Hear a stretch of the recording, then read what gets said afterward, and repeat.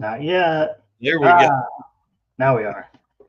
Awesome. All right, guys. Welcome to episode 105 of the Drag Drive Repeat show presented by Summit Racing. Tonight's show is packed. That's all I'm going to say. We've got Ryan and Jake on join us, talk about prep for Mega Week. The old truck, put some parts on it. The NarxKart has the transmission back in it.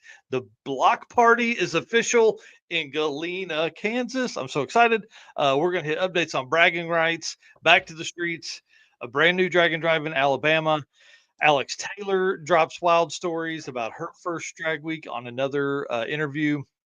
James Rowlett reveals his Pinks 2.0 ride, and the Onondaga Dragway just continues to surprise. So, Mr. Eric White, please hit the intro. Let's do this thing. All right, let's do it.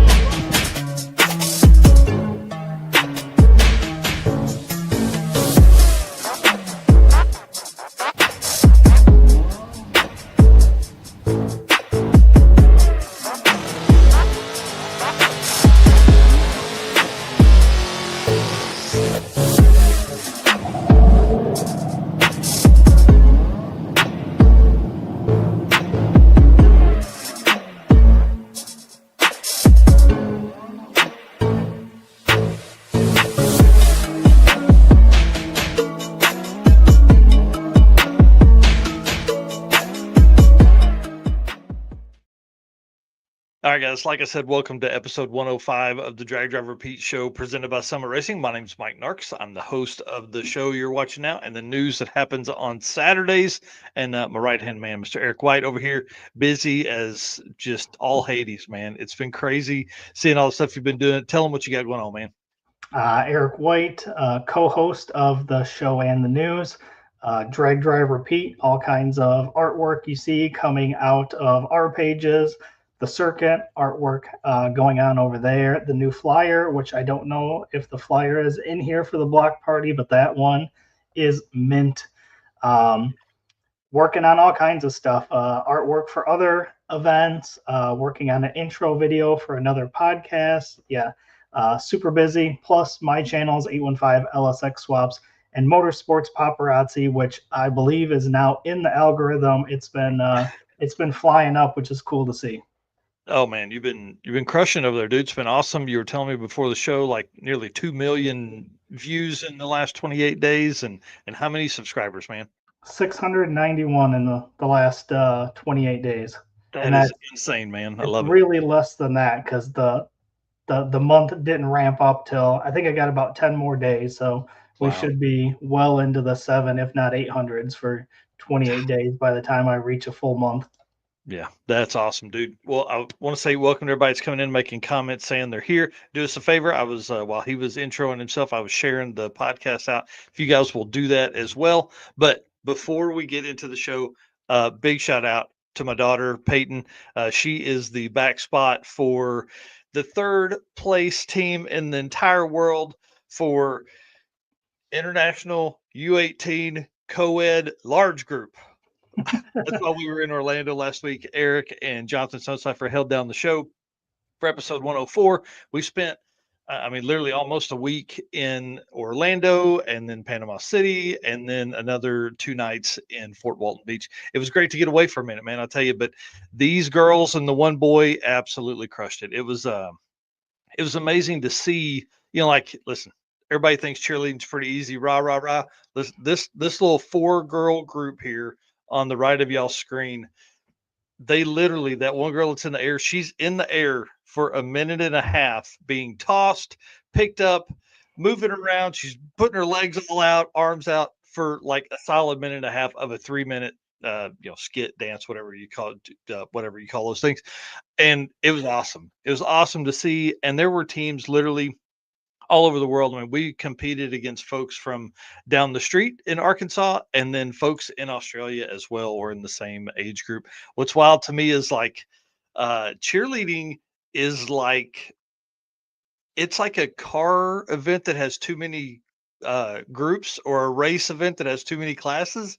Dude, every time you turn around, it was some new class, and it was like U16 international co-ed small group with like these other words behind it. It was crazy. It was nuts. So, anyways, they kicked ass. Congratulations, Infinity Athletics, UFO. Y'all are badasses. The Infinity Athletics group took home all kinds of trophies. These girls took third. Two of the other groups took first place in the world. It was pretty amazing. So big shout out to them. Yeah. So out of all those people, did you find any race car friends there? Dude, one guy, and what was really cool, I'm glad you mentioned that because I wasn't looking at my notes. Big shout out to him. It was like the last probably 2 hours we were going to be there, and I'm standing by this dad. I've got my backpack on because I was actually trying to get some work done during the day. And I've got my Howard's Cam shirt on, and he looks over, he goes, "Oh man, I run a Howard setup in my car." And I'm like, "Oh, what's your car? Hello, new friend." All this kind of stuff. Super nice Chevelle. Like I'm talking like really, really nice street car. Sits real low, big wheels, all that kind of stuff. And it was just fun to be able to like talk to him for, man. I bet we talked 15 minutes maybe before we're all ushered out, and then never got close to each other again. And if I'd known he was a car guy the whole time, we'd have probably been buddied up drinking beer somewhere. Yeah, for sure. Your dad, that's funny. I'm a drag driver, Pete cheerleader. Yeah, I wish my daughter was. That would be awesome if she could get in on some of that. Well, y'all, it takes race car friends to do this. So thank you so much for being here. We appreciate you guys being out tonight, making all these comments and watching, sharing all the stuff that you're going to do later on. Can't do it without our sponsors either, man. I tell you, they make all this stuff go around. Summit Racing, big part of our program here. Deech Works, Molly Motorsports, Driven Racing Oil, Howard's Cams, J-Wire Solutions. I can't wait to talk about the segment during J-Wire tonight. WAF Racing, Performer Built Transmissions, Car Chains 3D, Power Tube TV, Sweet Patina, and Racing Junk Classified. Y'all, it's going to be a good one. Let's get to this, man. You ready? Oh, I'm ready. All right. Let me get here. Let me get this Summit ad read knocked down. We're going to talk about some cool stuff. Summit Racing Speed Legacy began in 1968 as a one-man startup and is now the world's speed shop with 4 facilities and 200 plus catalog editions, with Eric White being the cover shot on one of those. Fueling your passion, they save you money, deliver fast, and offer top-notch customer service for more than 1,500 brands. Make sure to download the Summit Racing mobile app for easy access to speed parts. Find them on Facebook, YouTube, TikTok, and Instagram for some great social media follows as well, or on the On All Cylinders podcast for conversations like we're having over here. From humble origins to the social media lane, Summit Racing stands by your need for speed. SummitRacing.com for all of your automotive needs. All right, dude, talk us through this product release you sent me over a few minutes ago. Yeah. So Summit posted the car guy gift guide going on. So they posted 3 different things. This nice folding chair with an umbrella, which, if I had to guess, you probably could have used one of these while you were in Florida. It's still tender. The top of my belly is still tender. Yeah.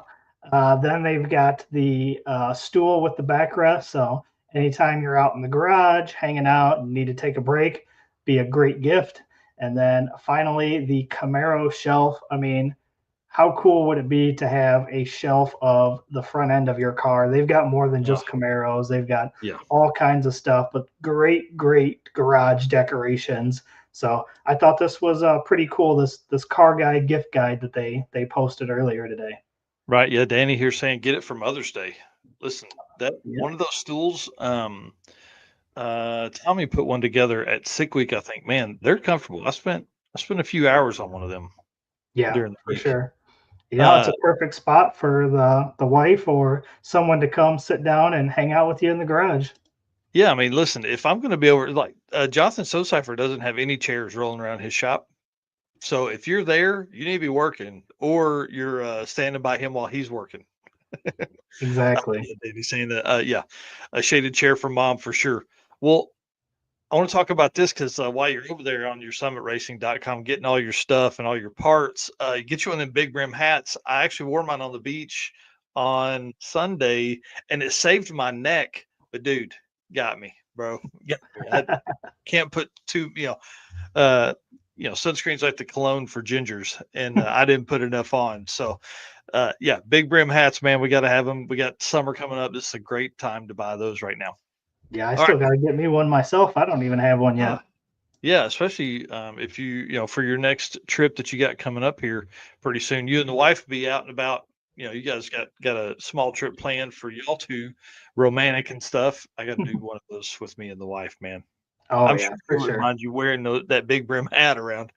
Hey, listen, when we're out hiking around in the UP of Michigan, I'm probably going to need something. It's either Yeah. going to be a big brim hat or it'll be one of those nets you got to wear over your face because the bugs are Oh yeah. insane. Oh yeah. Well, drag driver Pete updates. This is pretty abnormal for what we normally talk about. We usually don't talk about car stuff over here unless it's yours, but I actually have two updates. Yes. Mainly because Steven Narx is the coolest dude ever. The old truck has the wastegate dump is now on and should be 100% ready for Mega Week. We have blinkers. We have nope. I got to get a horn on it. So we're 99.6% ready. So now it's just drive time. So if it was raining today, I had intended to drive it around today, but won't be here this weekend. So Steven's coming to pick it up at some point. But the wastegate dump is on. And dude, I'm hollering at all of the photographers because it dumps at the front bumper. And man, I'm hoping that it's going to just blow flames right out the bottom.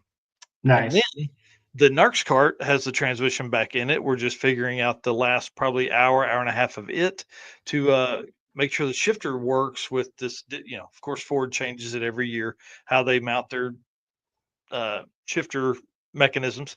So we had to kind of, make something work. And so we got a little bit more adjusting on it, but it should be ready to go. And my plan is to drive it at least 2 Mega Week. And then if Bucket List Mob has the RV there, I'm going to jump in the RV and spend the week there. If they don't, which is, listen, no pressure there. They got race cars to get ready.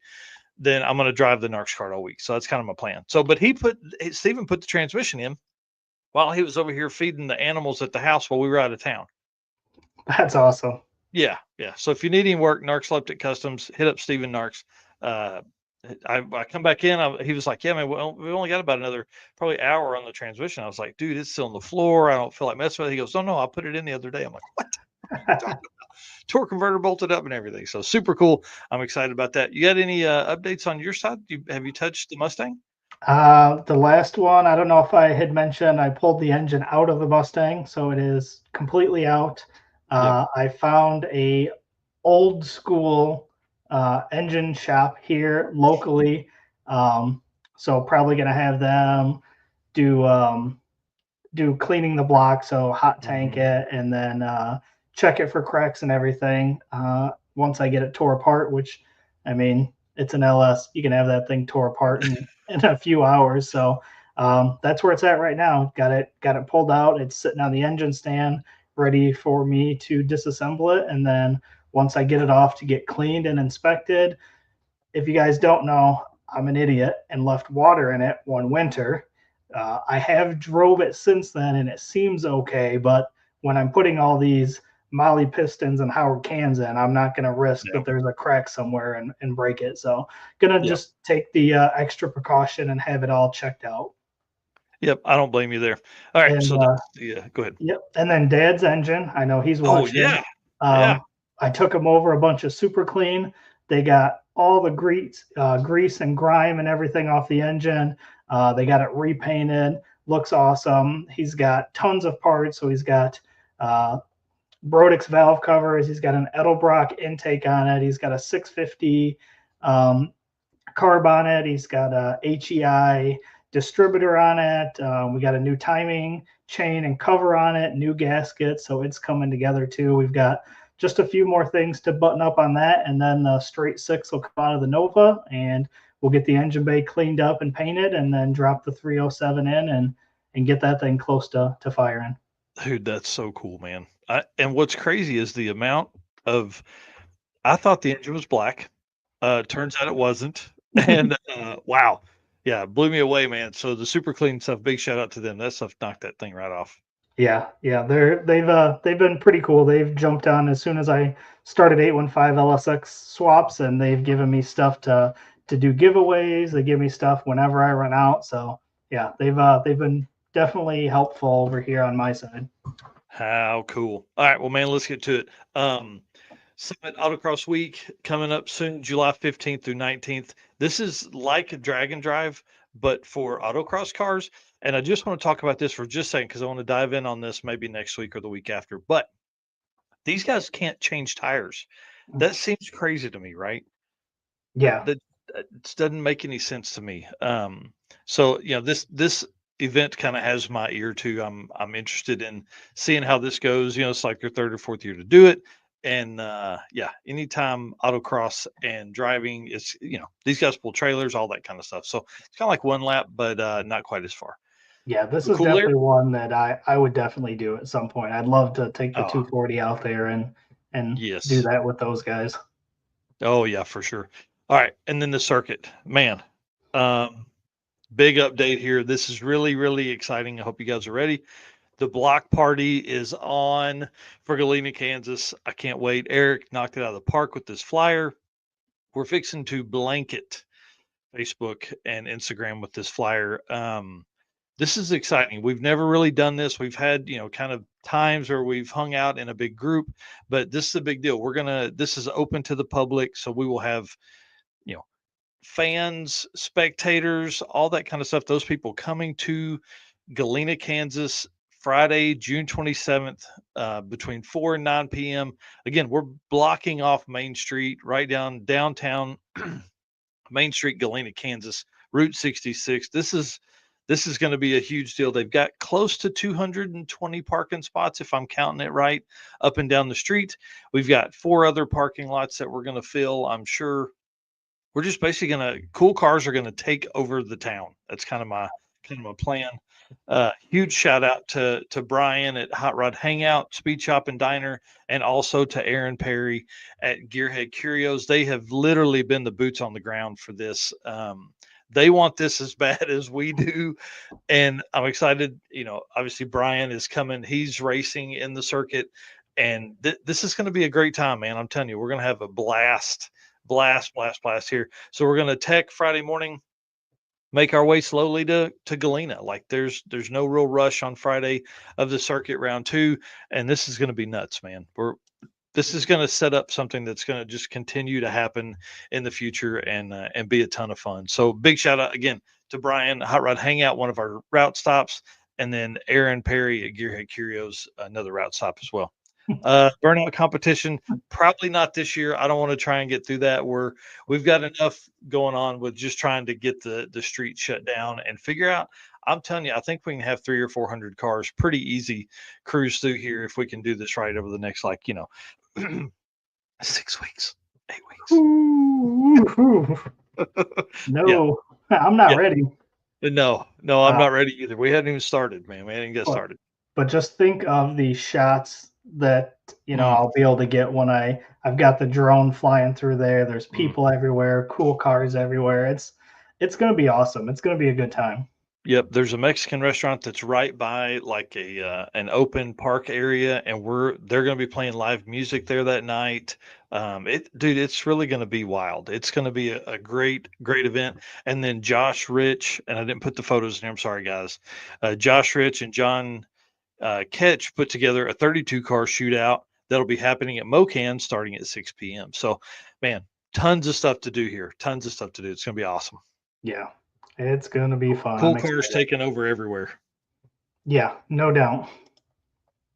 All right, driven racing oil event update, sir.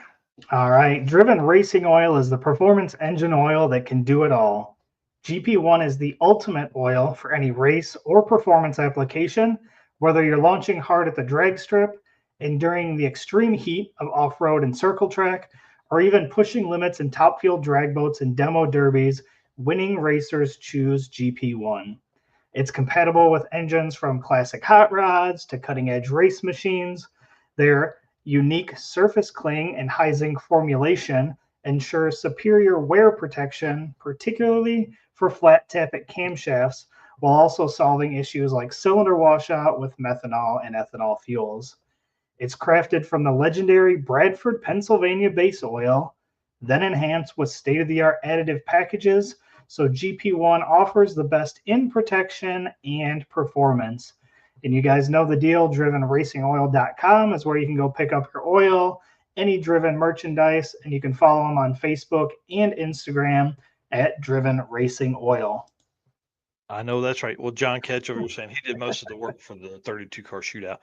I love it. I can't wait to see what happens there. Obviously, probably won't be on site for that one, but I'm telling you, there's some fast cars coming. They've got that split up into 2 groups. We're going to deep dive on that on the next news episode. All right. Well, let's talk about like some drag and drive adjacent events that are coming up that are before our next drag and drive event. 513 racers are signed up for bragging rights, bro. This Bro. looks like it would be a ton of fun. Like, Oh, I don't know how in the world I'll ever be able to get more time to go to more events, I but don't know. if I was able to, this is another one that I would love to attend. This looks pretty awesome. Yeah, the this is the photos of the cars you put here are all the streetcar bragging rights shootout photos. Like And these are racers, drag and drive racers, known drag and drive racers that are racing in this shootout. It's gonna be nuts. It's yeah, gonna be nuts, man. yeah, Mm. super, super cool. Like, I mean, the names in there are crazy. Oh, Josh oh, Davis, Doug Cook, Matt Moore, Jeremy Ortiz, Rich yeah. Guido, Taylor Hendrick, so on. Speaking of Jeremy, right there. Yeah, buddy. This is an interesting event to me because there are so many drag and drive guys, but really they're streetcar guys. You know what I mean? Like we just take for granted that they just do drag and drives. But I mean, look at the list of these folks here. I mean, like Jim Braun's in that, like Treadle. It's man, I wish I Yeah. was going Trader, buddy. I'm Yeah. sorry I'm not going down there, man. I'm sorry. That's like the only weekend. Oh, and Mark Manor. Yeah, I don't think we have him on there. Derek said 50 Gee, stick shift rides. that's crazy. Nate had offered a media setup for me, and man, it's the only weekend that I'm home in like 7 weeks, and so I just couldn't make it make sense. But I don't know if I'll ever miss another one. Man, that's just crazy. So Yeah. big shout out to them. Big shout out to them. I'm excited for them. It's almost like there's not enough weekends in the year. Which is awesome. I mean, think of that. Like we cover such a small portion of the actual car hobby, right? You're Mhm. literally talking about drag and drive racing. We cover such a small portion, and we could be doing something nearly every weekend. Oh, yeah. I mean, Absolutely. I'm telling you guys, it's not with 513 racers signed up at Streetcar Bragging Rights, we ain't even close to having too many drag and drive events. Yeah. Ain't even close. All we need is a Dega Bega, and we'd be on the road every Oh, weekend. sign me up, man. So bad.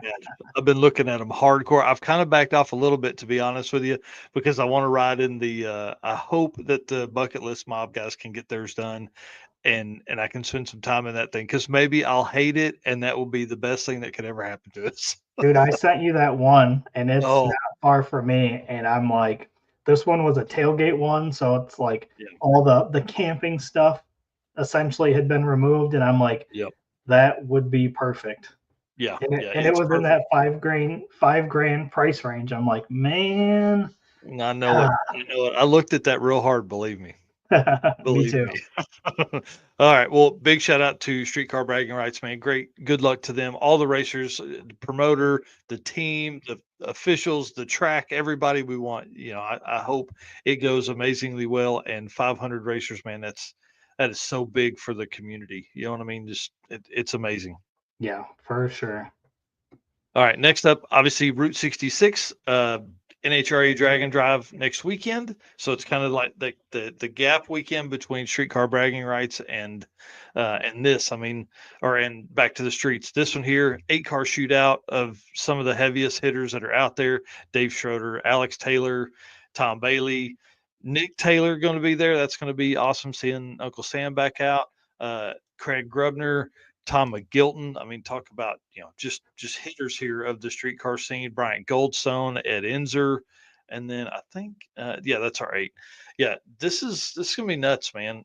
And the cool thing is they're in front of a huge NHRA crowd. Route 66 opens up like 4 times a year or something crazy, and 2 of them is for the NHRA race that comes through. So this is a big deal. Can't wait to see, who can take home the win, obviously, but then also just the ability for them to kind of help push some of that drag and drive that's out there. Yeah, As people walk by and go, "Wait, you drive these on the street? What are you talking about? I don't understand. That doesn't even make sense. My yeah. 10-second open header car over here, I can't even drive on the street." Yeah, I went to this, what was it, 2 years ago now? I Hmm. think. I think I went to it 2 years ago, and it was a ton of fun. Like it Yeah. was a good time. Well, and the cool thing is, like 8 cars, man, it just gives you a good idea of an ability to build some hype. And of Right, course, these cars are, upper echelon. These are top of the top cars that are in the community. And so when people see these, you hope they just go home and start working on their car. You know right. what I mean? And talk about, needing more weekends. Again, this one's not far from me. Like Yep.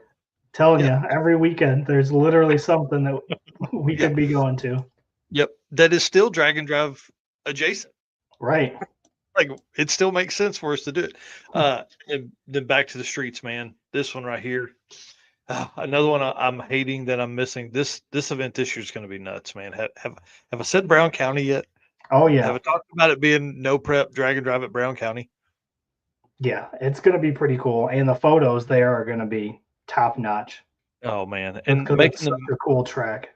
oh yeah, making the move from Michigan to Indiana this year, I think that's going to be great for them. There's not been just a ton of love in the middle part of the country here recently. Last year, so this is going to be a great one, man. This one right here, Matt Lang puts on a hell of a show. Adam Hodson jumped on board, helping with all the stuff here. He's a big no prep guy and like gets a lot of that. I mean, this one's going to be a good one, and it's our next Dragon Drive that's in line. So Right.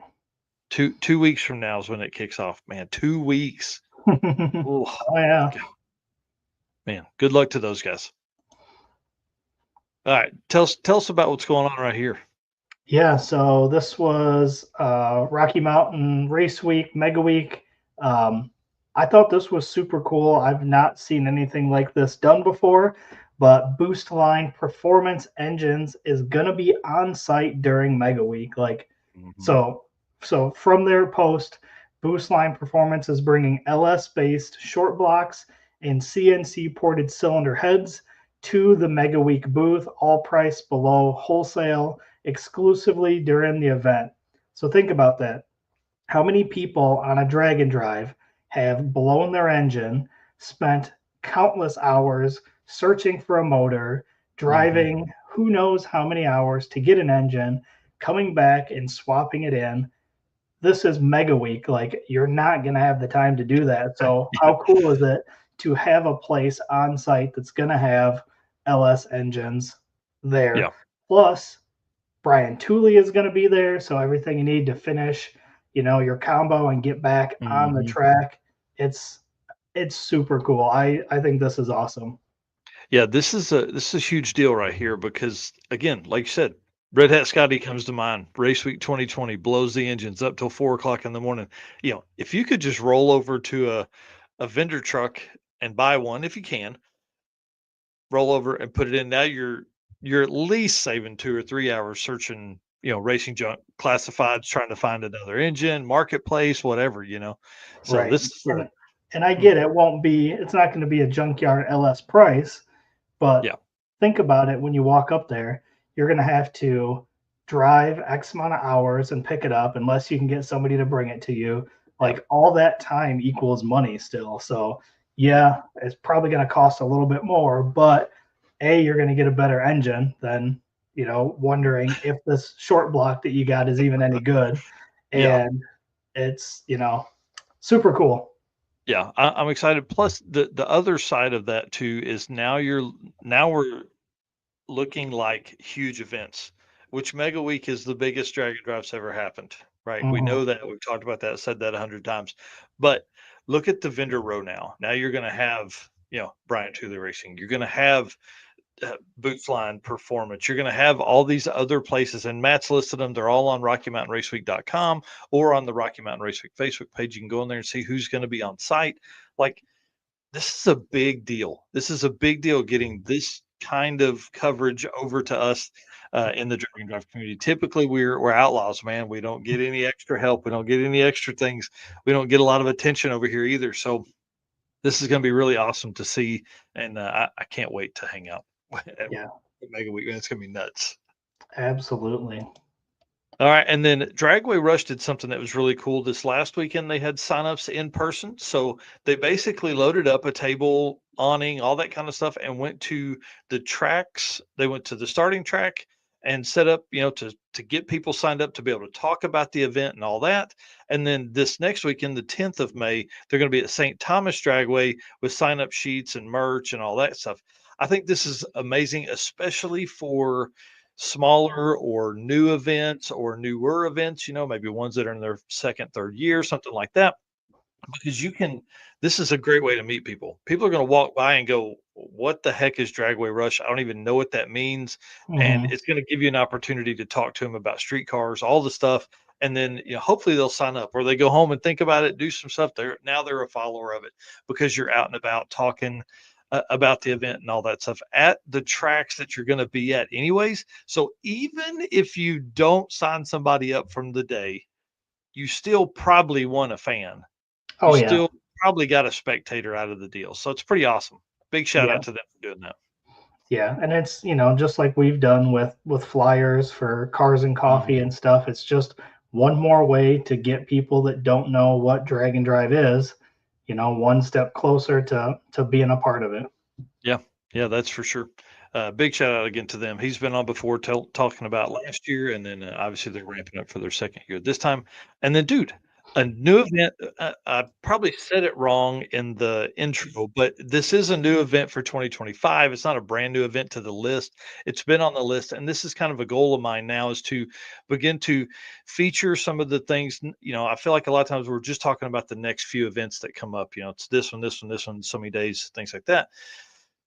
We need to start featuring some of these, especially these events that maybe don't have the following yet that they need to get the car count that's out there. So Baileyton Dragway in Baileyton, Alabama is a track that's hosting a drag and drive. It's kind of interesting to me. And they pose the question, are they the first track to host a drag and drive?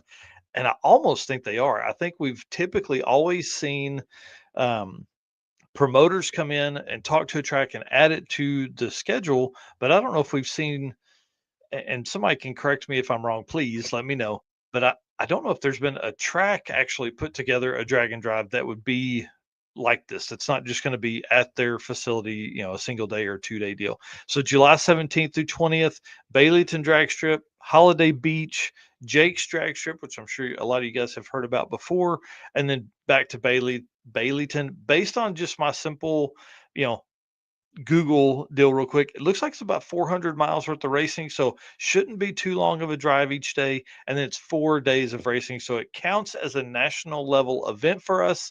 This is not a world champion points event because it is the first time, and I don't think they'll have the car count to do that. They haven't proven it yet as far as like having more than one event. So we'll see. I hope they come out swinging and get a bunch of cars. It's a great spot, man. Alabama has very few drag and drive events that are close, and especially in July, this could be amazing. This could be a really really big one, and it's a track, so you get like this bonus effect of the track being the promoter because now the track wants it to succeed. Right. There was a podcast I was listening to today. It was either West Buck or WFO, and they were talking about tracks. Hey, we just rent you the facility, you do whatever you want. It's what X amount of dollars, right? They don't really care that you're successful or not. Right. But track hosts one of these, they care. They want it. They want it to be as successful as possible. So it's exciting. Again, Streetcar Challenge 2025 down at Baileyton Drag Strip in Alabama. Super cool. Yeah, more stuff we need to attend. Right. So they have a Streetcar Challenge Facebook group that if you want more details, you can head over there and check that out. Yep. Yep, that would be a good one. And guys, that puts us at like 45 plus events for the year. We're not, obviously not including streetcar bragging rights or the NHRA drag and drive because it doesn't really fit that. But I mean, that's a big deal, you know, like 45 events is a lot. And hopefully 2026 is going to be 55 events or 65 events. I'm telling you, we ain't even scratched the surface on this thing yet. Big shout out to Driven Racing Oil for their support of the brand. We appreciate them. Love those guys over there. And then I need to get down there and see them. We drove through Memphis twice in the last week, and both times, first time it was super late at night. Second time, I was like, I ain't stopping. I don't have an hour and a half. I'm sorry, Bill and the team over there. I don't have the hour and a half it would have taken to stop there and talk to you guys and have fun. So For sure.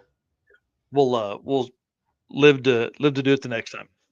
All right, J-Wire Solutions here. Expert car and marine wiring solutions you can trust. J-Wire Solutions can wire and plumb your hot rod, race car, or drag and drive car. Plus, they offer products to make your driving experience better, like the blinker module that is a must for all drag and drive cars. The module will allow your rear turn signals to continue to function while the brake pedal is applied, just like your stock daily driver will. I want to have Jay on, if not Saturday, maybe next Wednesday, because there's some interesting stuff that was posted today that I'd really like to get his thought process on. So, Jay Blanchard, if you're watching this, get ready. I'm going to be hitting you up after the show to talk about it. But let's talk about events. This is really, and I guess we probably could have put it in the event news, but this is it's like more news for Drag and Drive, man. Sick Week. It was announced today they won they are the number one best motorsports race of 2025, voted on by the USA Today 10 Best Readers' Choice Awards. Man, this is a big deal. We talked about this last year, second year in a row for them to win it. This is huge. Big shout out to them. Big shout out to Tom Bailey and the team. Derek and I were messaging earlier. I would love to have him on maybe Saturday morning or next week for episode 106 to talk a little bit about this, because this is something that these guys, I mean, they were up against some serious competition. And I didn't do a ton of research to get all that list in here because I'm trying to move fast if people can't tell. I'm trying to get to Ryan Wing and Jake here in a minute. But this is a big deal for the community because it takes the community voting to win this, obviously. But then, they have a full year of promotion for this, and that is only going to help Drag and Drive. It's only going to help Sick Week become a bigger event. Yeah. Yeah. Very, very good for the community for sure. And it's one more way to put what we love, Drag and Drive, in front of other, motorsports related, racers or fans or whatever. It's just, again, putting it out there so we can bring more people into the community. Yep. And like, I know one of the events was F1, and so you start thinking about like F1 level fans. They're like, what the heck is Sick Week? Right. What is this? And so then that maybe they take that 42 seconds and click on the button and see that, oh man, they're driving their street cars to and from racetracks. What even is drag racing? Like, there's a lot of guys out there that only follow F1, don't even know what a drag race is, don't know how it works. Now maybe they do because they just got their asses handed to them by some drag and drive guys over here, winning the best motorsports race. Yep. Super cool. All right, and then this one here, I listened to this early this morning. I can't believe I didn't see it last week, but O'Reilly Auto Parts put together. They have with Derek Bieri, In the Aisles with Derek. This was a good one, man. Alex Taylor on there. I haven't really listened to this ever before. Episode 18. It really surprises me that I don't listen to this more. There's just not very many drag and drive racers that are on there. Derek is a drag and drive racer, but like he says in this, he's more of a casual fan. He shows up, enjoys doing it, but he's not like built a car for it. He's kind of made the cars that he's had work for drag and drive, or he's kind of been a hired gun and driven somebody else's car. So Right. this was a great one. She talks about the first year, her first year drag week, kind of how the Bad Marrow came about, the goal for the 55. She's talked about that several times, but mid sixes. and then she dropped a bit of I don't know if I want to like hint or clues maybe, but she said they want to go faster. Obviously, I mean you wouldn't expect them not to want to go faster. And she's saying they've been kind of eyeballing maybe like a stretched and pinched 55 that is, like a next level car from what the 55 currently is. So they would still have that car and then also have the new, you know, almost like a pro mod, basically the way it sounded. You start stretching some stuff, you start kind of narrowing it, making it more aerodynamic. Now suddenly you're not mid sixes, you're low sixes, high fives. Right. So And it's a that's the way great, it's going. We've seen yeah. it, Brian's got a Oh new yeah, car, and that's, if you want to be up there in the front, yeah, that's you've got to go quicker, and that's yeah. that's what they're What do you going to try mean to 650s? Puh, get out of do. here. 16s. Yeah, it's just wild. And the time has come. Like, it's time for somebody to take that next step. And I think that's what we're about to see here in the Yeah. next, I mean, hopefully by the end of sick week 2026, we're gonna have somebody with a 5 second average. Yeah, I remember the first time I even heard her name was watching Dragon Drive, and her and Cletus were battling it Yeah. out, and I'm like, who is this? Alex Taylor and this orange Camaro, and then Yeah. obviously look where she ended up now. So pretty Yeah, it's crazy. awesome. She got to tell a few good stories about kind of how that all come about, the hot rod garage time, all that stuff, and how all of that kind of works. So it was a great article. She's a great, public speaker. She does really well with all that stuff. So big shout out to that. One story she did tell was the duct tape over the oil gauge. Thought that was pretty funny, and Derek did too. But what I really wanted to talk about was this game right here. This Just is the something. guess the auto part. Uh, a couple weeks ago, we talked about the guess the wrench size. We saw that on Cletus. This, I think we got to do this at the circuit block party. Yeah, we got to do one of the other. Guess the wrench size, or guess the I part. think we can. I think we can do both. I think you could do the wrench in the box and it'd be funny. You know what I mean? But this is the way to go right here.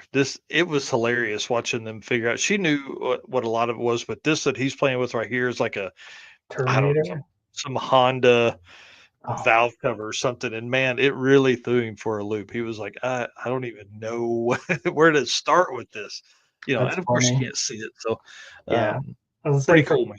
from the little picture I can see, it almost looked like a Terminator ECU or something. Yeah, yep, about the same size and made of the same plastic. So, but yeah, I thought this was pretty neat. Something we're definitely going to have to add to the circuit block party plans. Now we've got belt sander drag races, valve cover drag races, the light Practice tree. practice tree tournament. Yeah, this is going to be a good one.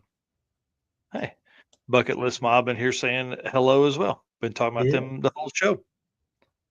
We don't quite have Ryan yet, so I want to go ahead and skip the Molly part for just a minute until they jump on. And again, it's going to be Ryan Wing and Jake, his son, that are building a car for the. They're building a car or finishing his S10, finishing Jake's S10 to take on Mega Week for the Junior Street class, which is so awesome. So let's skip forward. We'll do the Deechworks segment there. All right. Deechworks is a leading manufacturer of high-performance fuel system components. The DW product line includes fuel injectors, fuel pumps, pump modules, fuel rails, regulators, filters, lines, fittings, and surge tanks. All of these engineered to support power levels ranging anywhere from 400 all the way up to 2200 horsepower.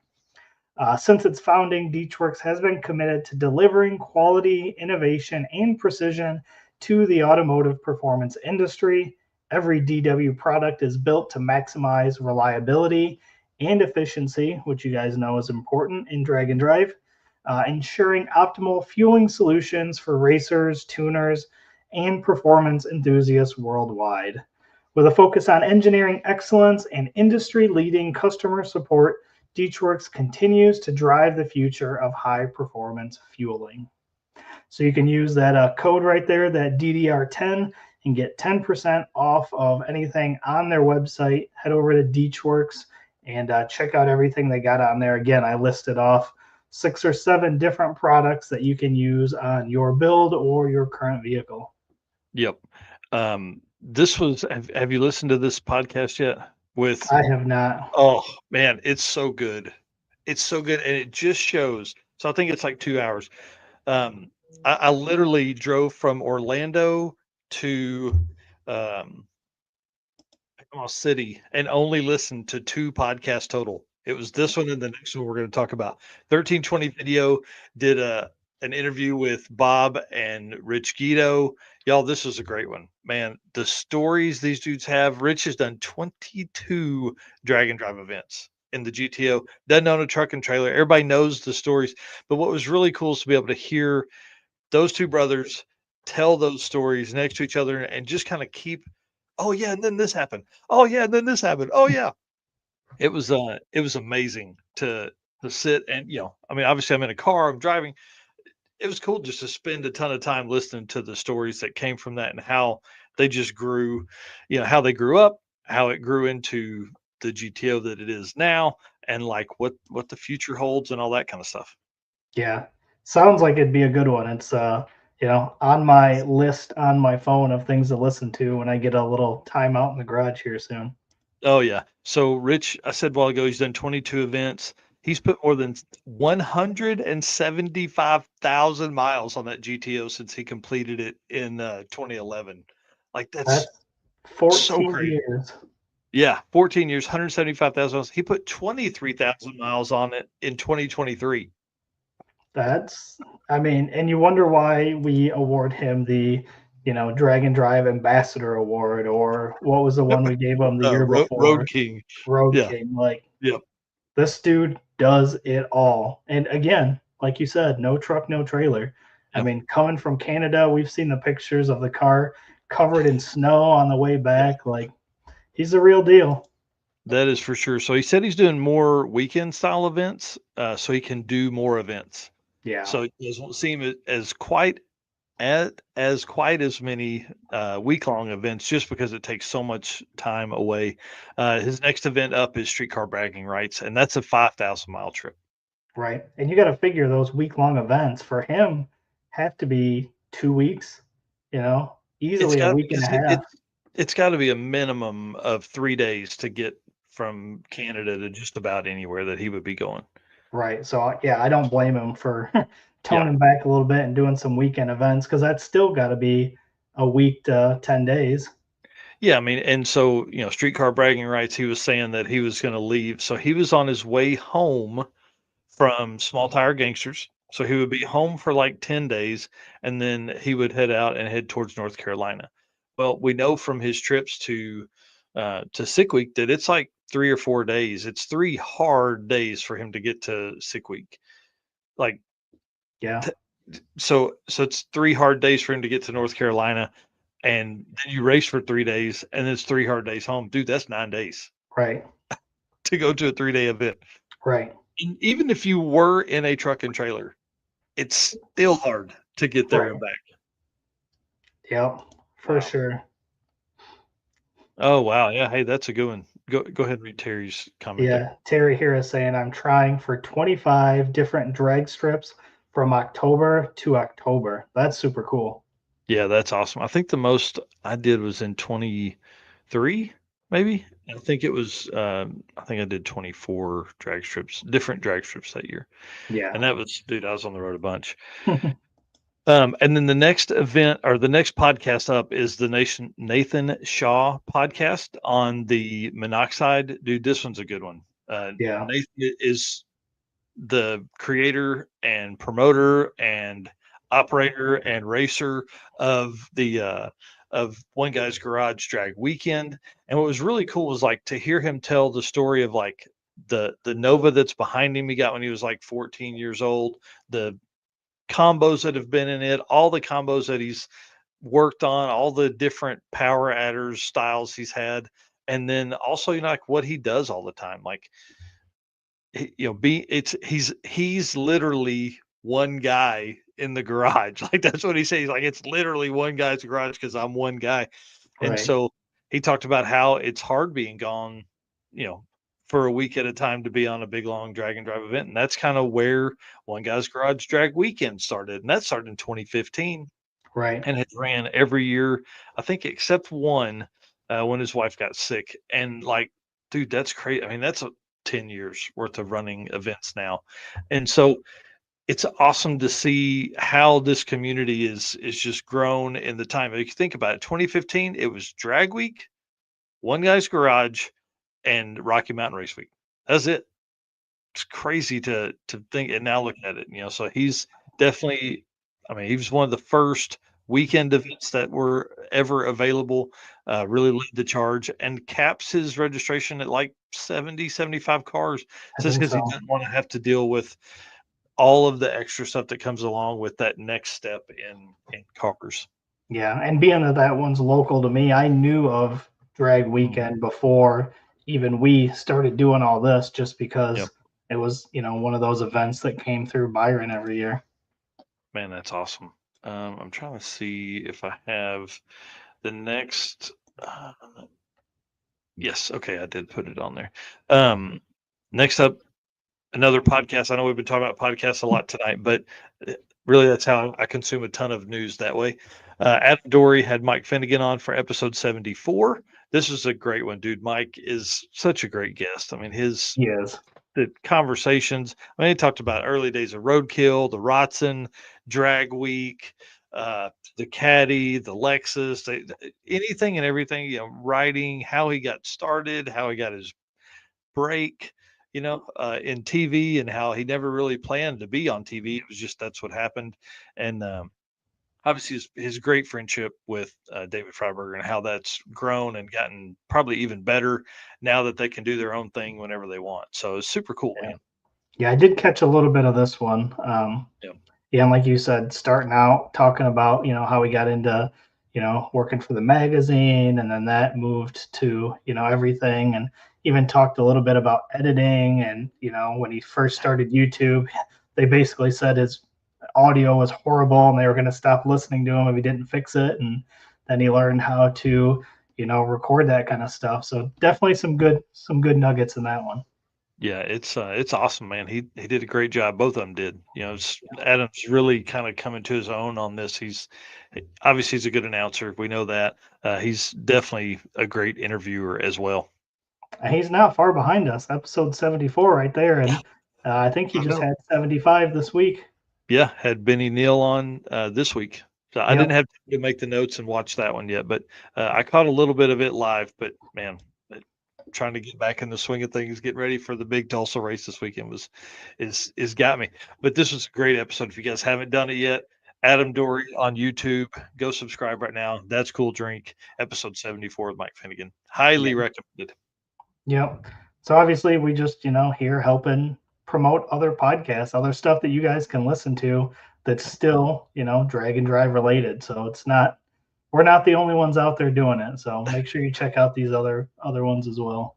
Well, and I think one of the cool things, like this is how we're going to grow it. This is how we're going to grow Drag and Drive is Right. through the opportunity to talk about, other people talking about Drag and Drive. So, that's where I try and spend most of my time is finding that next nugget, finding that next story, finding that next, deal. Because there's stuff within this Mike Finnegan interview that we haven't even tapped yet, that can lead to conversations, that can lead to articles, that can lead to answers for people that are out there and lead to more content, which is what our goal is, which is just to cram drag and drive down people's throat till they do it or they leave us alone and block us. So big shout out to Deechworks. Love you guys. Thank you so much for taking care of us. It's Yep. awesome. Again, don't We're going forget to to be, use that code yeah, 10% DDR10. Yeah, definitely use the code when you're ordering stuff. Drop a note, tell them you saw it here. And then we're going to be in Oklahoma City as part of Mega Week. So I'm sure if they're not already set up as a route stop, we'll be going by there for sure, saying hey and taking pictures, doing quick videos, things like that. So All right. And then I would like to go ahead and do our race car friends and sponsor stuff, and then we'll bring on Jake and Ryan. So if you want to hit the race car friend stuff, we'll do that afterwards. Absolutely. Again, we tell you guys all the time, you guys are our race car friends. It's been one of the coolest things I think that has come out of doing the show. You know, starting way back with your videos, Mike, from back in the day, just short style videos, yelling race car friends turned into this, and I see it on our stuff. I see other people posting stuff with hashtag race car friends. So love it. Love all you guys. Thank you for supporting us. Everybody in here commenting. Appreciate each and every one of you. And again, our sponsors. We just talked about Deechworks. Again, we can't do this without all of these guys on board. So make sure you go check out them, buy products from them, help support those who support us. So again, thank you, Summit Racing, Deechworks, Molly Motorsports, Driven Racing Oil, Howard's Cam, J-Wire Solution, WAF Racing, Performa Built Transmissions, Car Change 3D, Power Tube TV, Sweet Patina, and Racing Junk.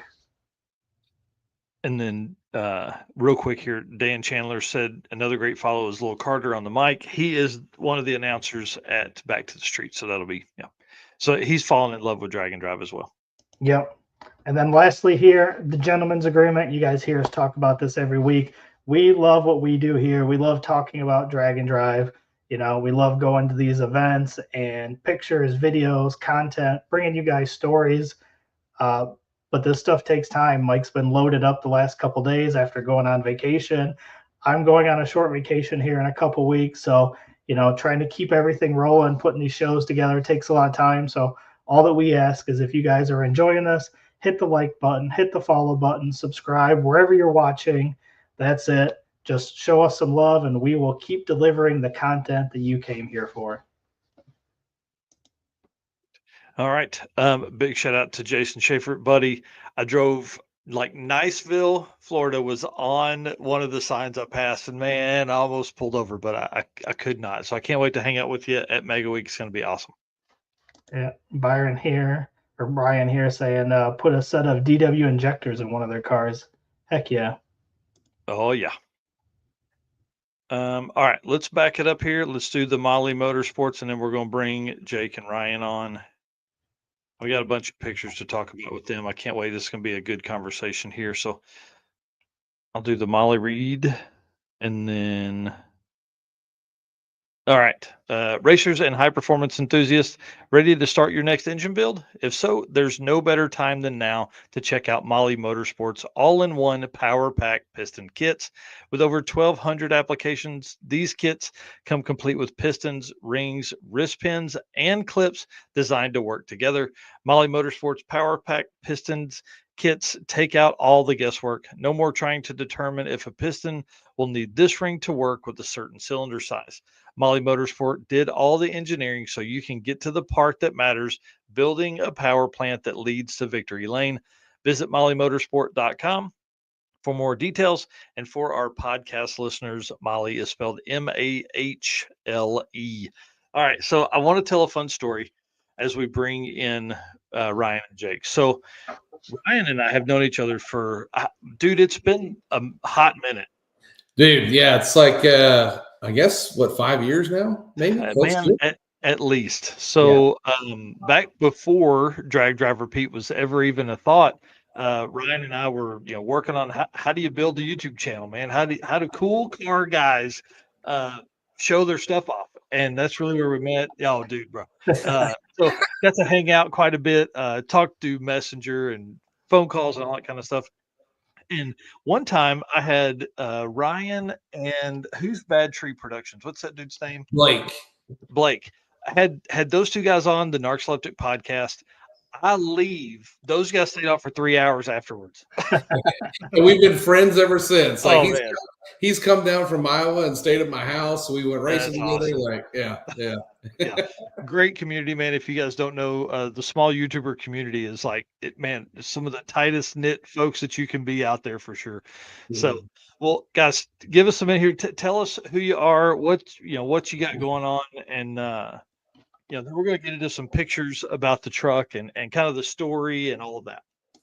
Tell them who you are. Well, I'm Jake. I'm Ryan's son, and I have an S10 that we're going to take on Rocky Mountain Race Week here in a couple weeks.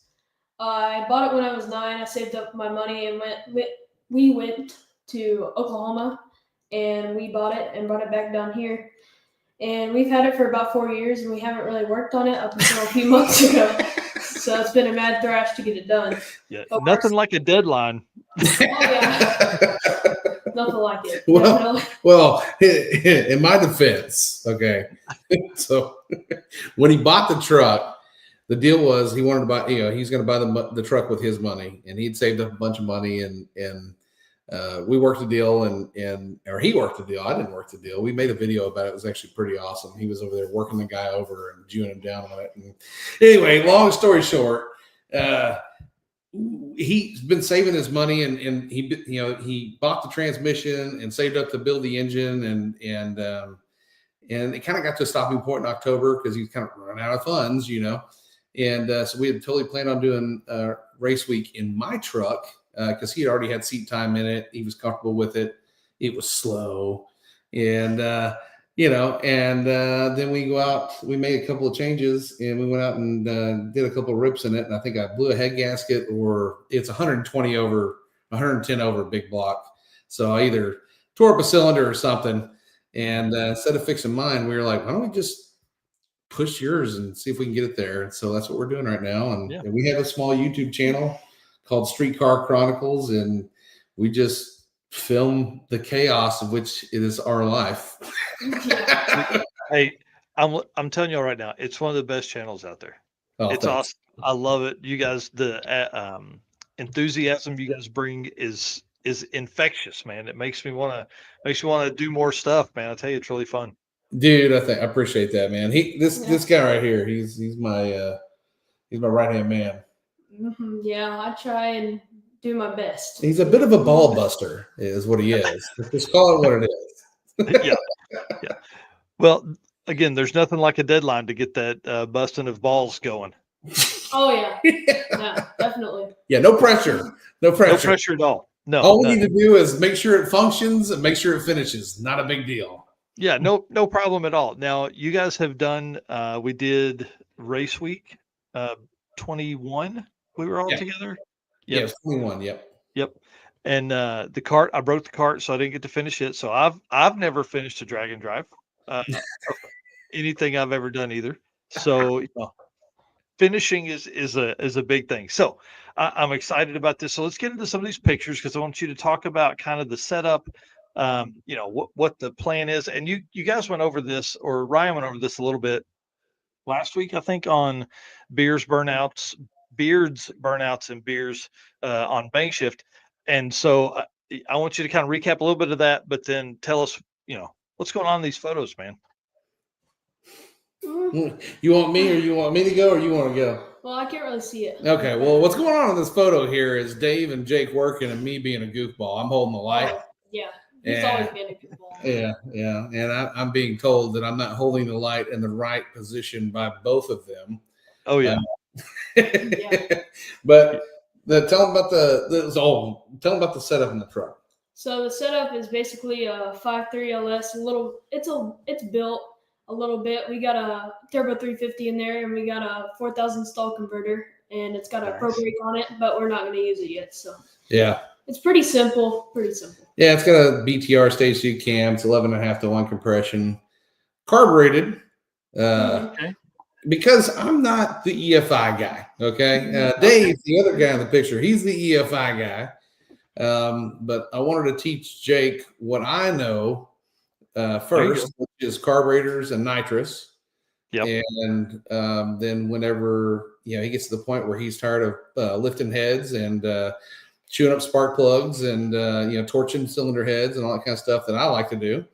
Mm-hmm. Then he can move up to turbos and EFI. That's eventually what he wants on the truck. And nice. Yeah. So I knew I liked you, Jake. You didn't talk about the rear end. It's got an 8.8 Oh in it. yeah, we just got a new rear end for it. Yeah. We got an 8.8, and it's very nice. 373 Yeah, gears. 373. Dang, I didn't grab the. Ryan sent me a picture of the rear end, but I didn't grab it. Sorry about that. Oh, you're good, man. You're good. Yeah, we scored that from our good friend Michael Hollis. We were going to chance the 7.5 10 bolt because I mean they can't go faster than 9.0. I thought, you know what, we can make it happen. But then I remember that he's got a right foot that's the size of my right foot, and there's a good possibility we're going to destroy the 7.5. So well, and let's be honest, there's a lot of street driving between there, and burnouts and sudden traction are what kills rear axles. Yeah. So this thing's got 35 spline axles. It's got a spool in it, and it's got strange axles in it. Like it's nice stuff. It's got 9-inch ends. It's got strange brakes on it. And we I bit the bullet, bought the Calvert split monoliths for it. We're gonna go ahead and give it the best chance that it's got to where he can grow into it and add more power. Yep. You know, right? Jake, how old are you? I'm 13. I just turned 13 in October. Yeah. Man, think of Ryan. Think back. Now, I got to drive a truck at 14, and I literally burned the right tire bulb. My uncle said I could do a burnout, and I just wouldn't stop. Would you probably would have done the same thing at 13 or 14, I would imagine. Oh, dude. Okay. My grandfather went blind when I was 10. And I used to hang out at grandparents' house all the time. And one day when I was 11, my grandfather came out and said, I really need to run to Eckerd's and get our medicine. And I was like, mm-hmm. He's like, hop in the car and I'm going to teach you how to drive. And secretly for a year and a half, I drove my grandfather to run his errands. Yes. And then I used to, once I got comfortable, I get the old one wheel peel, turning right with the in the Caprice Classic was quite fun. Annihilating that tire. Yeah. Grandma's like, what is happening here? I don't know. My grandfather would always just grit his teeth, and he would look straight ahead and go, "You're going to blow the U joints clean out of this thing." And I was like, hey. I'd say, "How bad do you want to go to? How bad do you want to go to Eckerd's?" Yeah, you're like, listen, I need to do some burnouts. So for folks that don't know, walk us through. 13 years old seems pretty young to be drag racing, especially on a drag and drive. But I love it. I think it's one of the coolest classes that's out there. So tell us about this class. Dude. So it's basically for kids 13 to 16, and it's just kids competing versus kids, and the parents drive us to the tracks, and then we compete at the tracks, and then they drive us to the next one. So it's a really cool little class, and I am really excited for it. Yeah, he wanted to race against Blaine. He was just missed it. Yeah, and I didn't have the nerve to tell him back then that, hey, buddy, he's going to be older than you by the time you get to that point. But I was like, hey, we'll get there, buddy. You can race him. And of course, obviously he realized that he aged out. But I was like, there's going to be plenty of other competition, which is really cool because we actually we put on an all truck event, and one of our competitors, Levi Holt, him and his daughter are coming to run in the junior street event, and they're Maverick. So, I mean, and then I don't know if Hollis is going to be able to make this one, but like you get to that point where your kids are old enough to do things, and it's actually more fun to watch them do it than you to do it yourself. It's awesome. It's and it's our ability to be able to teach them something. My 15-year-old daughter knows everything. My 12-year-old daughter doesn't know everything yet. So our goal is for her to do junior street next year. So I'm excited. It's really, big shout out to Matt Frost for kind of leading the charge on that, man. It's so cool to see that. So what are you, what's the, are you quarter mile? Are you eighth mile? What's your ET range? All that stuff.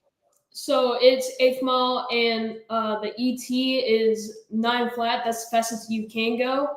But the first day you set your ET, and you have to set out a goal to stay that same exact ET every single day for the whole week. Or slower.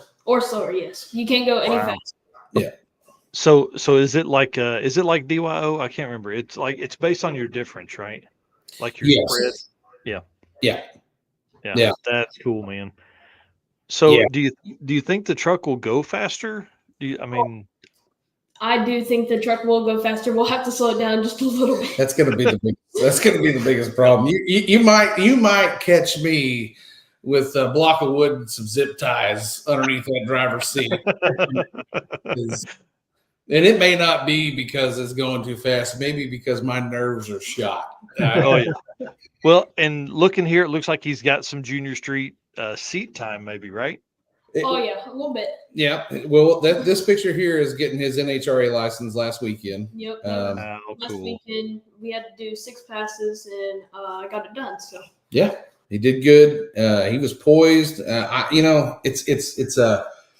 So over the course of the end of last year, I started letting him drive my truck. When we were at our truck race, when it was all said and done, I said, "Hey, hop in the driver's seat. Let's because we had free reign of the track. Let's go down there and let's make a few passes and get you acclimated."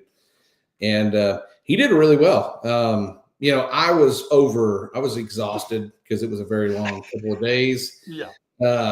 And so my nerves were a little shot. So in the video, I'm like, "Don't do this, don't do that." I sounded like that sounded horrible. But yeah, each pass he got better. And so we ended up we do a Christmas cruise every year, and it's a pretty fun little deal. We just get together with everybody with hot rods and cruise around. Well, this year we decided to meet up at a drag strip and ended at a drag strip and then put on a little shootout.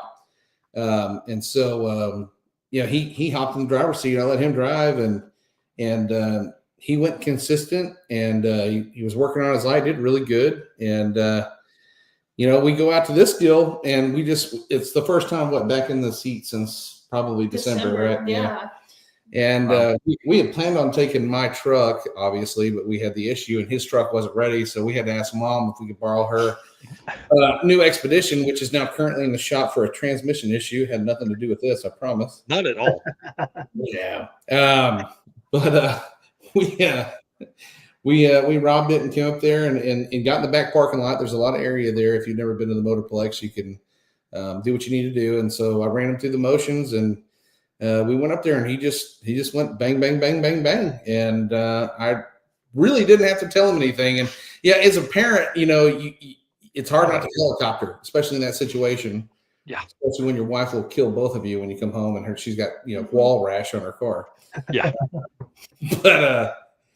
But the last pass he did phenomenal with me in it. And then Eric out there at the track hopped in there, and he went A to B and no problems, no issues. And it's first one in the family NHRA licensed. Yep. Hey. See, we always try and give our kids better than what we had. That's right. Well, I'm excited about this truck, man. I think it's going to be really cool, especially like the story. Obviously, first trucks and cars are always important to car guys, no matter what. But this one's neat, man. This one's, regular cab, first gen S10, short bed. Like this truck could really get down, especially, there's a lot of really fast S10s out there. Mm-hmm. Yeah, it's definitely got the potential. That's for sure. Yeah. In the future, yes. In the future, yeah. It's right now that thing should run. We've got some friends with some similar setups, and I was thinking maybe like some 780s, 790s, but I've been told that be prepared for 740s. Oh man, that's awesome. I was like, oh, that's not good. Right. So we need to go a lot slower. Yeah, I mean.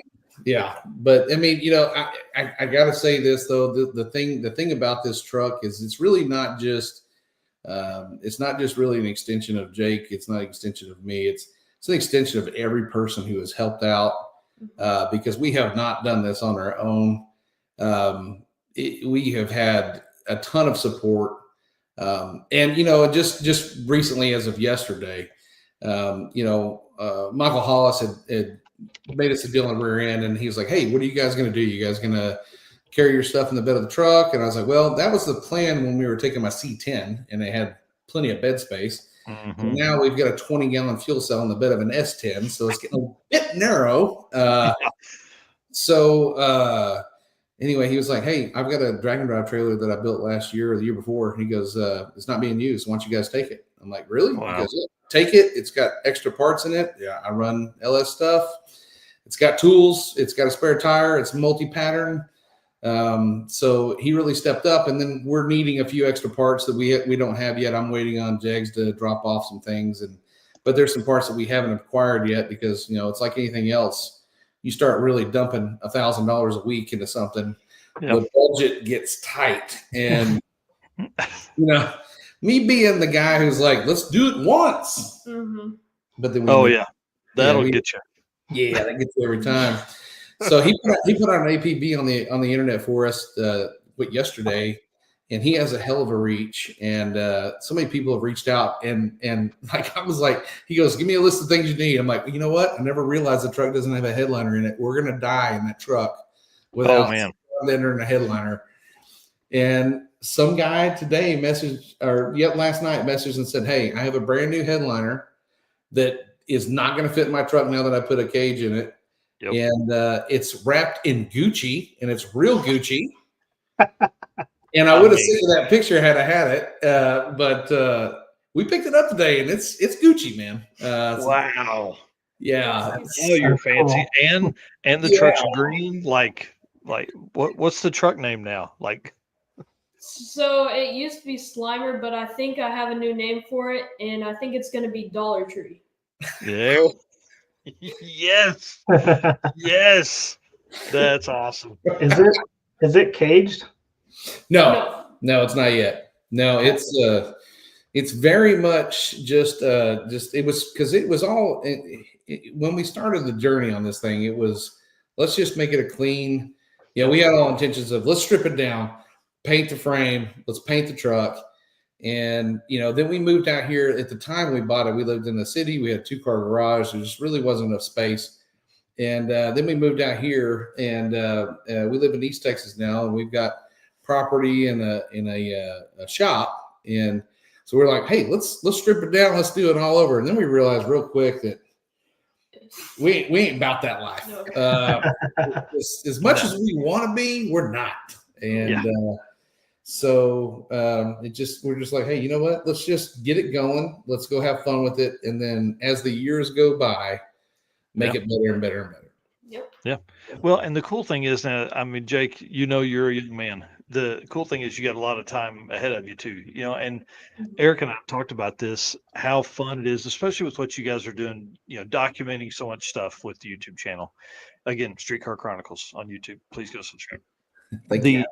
The ability to document that, spending that time together, obviously that's a big deal. But then as you go and as you learn, you're not starting with a truck that's out of your league and working your way up to that. You're now taking a truck that's probably, by the time you're done with Mega Week, you're going to be like, okay, can we go see if it'll run one of those 750s? Can we do that, please? Yeah. So it's going to be fun to see that, and that's a truck, and you put those things in the 4s pretty easy. Oh, dude! And here locally, they have a class called Slow Street that juniors can run here, and they actually allow an 8.0 cap. So we'll go there and get a little bit faster and get a little bit faster, and like the transmission that's in the truck was a good friend of mine, Jacoby. He had a donk car that we built a couple years back. And he decided Jacoby Betts Performance. Oh yeah, no, not him. I can't remember Jacoby's last name. Dang it, that escapes me. That's bad. Well, sorry, buddy. Anyways, Jacoby Betts Performance, dude out of Texas, also great guy. Yes, he is. Yeah, absolutely. But he had this transmission, and he had it built. It's built to the hilt. It's a turbo 350, but it's got an ultra bell. It's got billet parts in it. It's got a pro brake.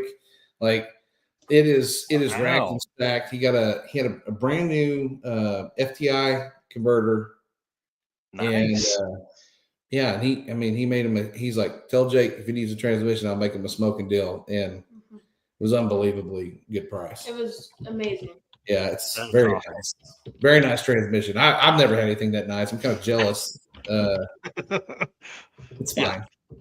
Well, and the cool thing is too, just sitting here thinking Jake's earning this. He's earning the money to buy these parts and things like that. That's a huge win for him, as he grows up and learns that it takes that kind of work to put into cars, and you got to get that money and then go from there.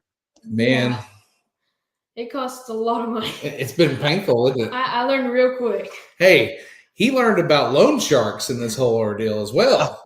Oh, nice. Yeah, he needed Is, a little. is dad a loan shark? Yeah, I said- yeah. He's got a loan shark. He's 10 years old. He's in the other room. Oh, And he's charged him 9% interest on the $100 loan, he literally he'll walk to the house and be like, "Hey, tomorrow we tag on another 9%," and Jake paid some down on it, but the interest just came right back, didn't it? Yeah, that's life right there. yeah, that'll get you every time. Every time. Man, I love the S10. I love the story where you guys are, I don't know if I've said this publicly, but you guys are one of the folks we're going to follow on Mega Week. I'd like to touch base every day, see how the story's going, see how the truck's running, see where you stand. I think the Junior Street class is amazing. I think it's going to be a ton of fun to watch. And then, obviously, you guys are a blast to hang out with. So I got to have a reason to come over and hang out with you guys. Dude, looking forward to it, man. Really looking forward to it. I'm looking forward to getting that feeling again of race week. It was an awesome experience, and I can't wait to hang out with everybody. And I can't wait to hang out with this dude on the road in a small S10. I'm 6'2", 285 pounds. Yeah. So is it bench seat or buckets? Oh. It's bench and it doesn't tilt. So he's making a big deal of that.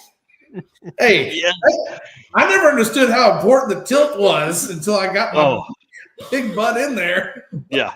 Why does the steering wheel rub my belly? Oh my God, it's so bad.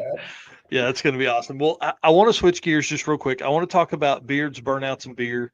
That is on Bank Shift. You are a co-host on there. You're on there all the time, dude. I love it. It's sadly I have to watch it later because you guys come on same time, which I love because listen, we're cramming this Dragon Drive down people's throats, man.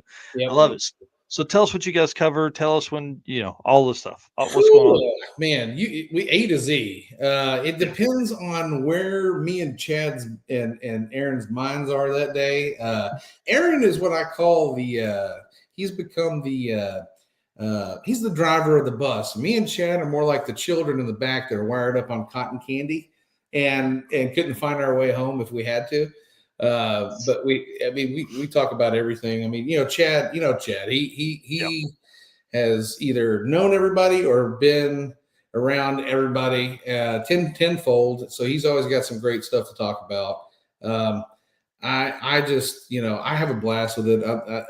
I met him on race week that day, and I actually have met him multiple times throughout life, but just so happened that last day, we met down in the lobby, had some breakfast, and we've been friends ever since. And I really enjoyed this friendship. It's good people. There's Michael Hollis in the comments right there, my homies. Yeah, that's right. That's my.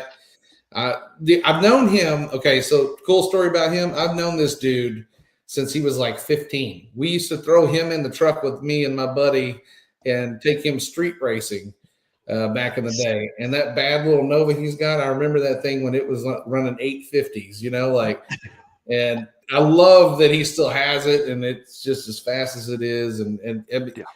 But it's one of those things you look back on and he told me the other day, he said, man, if you have any troubles on the road or you need an engine or something, you call me. We'll make sure it happens because I want Jake to be able to finish race week. And he has no idea how much that meant to me. This stuff is so much more than cars, Yeah, it is. It is so much more than cars. And forever indebted to all the people that have helped out. My buddy Dave has put in countless hours. Dave and his son Carson. My buddy Richie donated him a brand new set of drag radials today. Thomas Higgins from Moonshiner Garage has driven up from Waco, helped us countless times now, and sponsored him, gave him some money to put towards his deal. PJ Scholes, he gave him a brand new carburetor. I met a guy on RMRW, Daniel Clark. He messaged me and said, hey, do you have shock extender brackets for long travel on the front? And I said, no, we haven't got that far yet. And he goes, I've got a set I'm not going to use. Give me your address. I'll ship them to you. And he sent them to me. I never met the guy. That's awesome. Yeah. And, Michael Pollan, I've known him and, Tom Gunner throughout life, here and there at the track. But yesterday didn't hesitate to post up, "Hey, let's help this kid out," and I appreciate everybody. It's an awesome thing to see. You spend a lifetime telling these kids that drag racing and the racing community is the best people you'll ever meet and you'll ever know. Mm-hmm. Yeah, there's some bad seeds in there, but that's with anything. But for the most part, it is the best group of people you ever know. And to be able to sit back and watch my son see that unfold before my own eyes is priceless.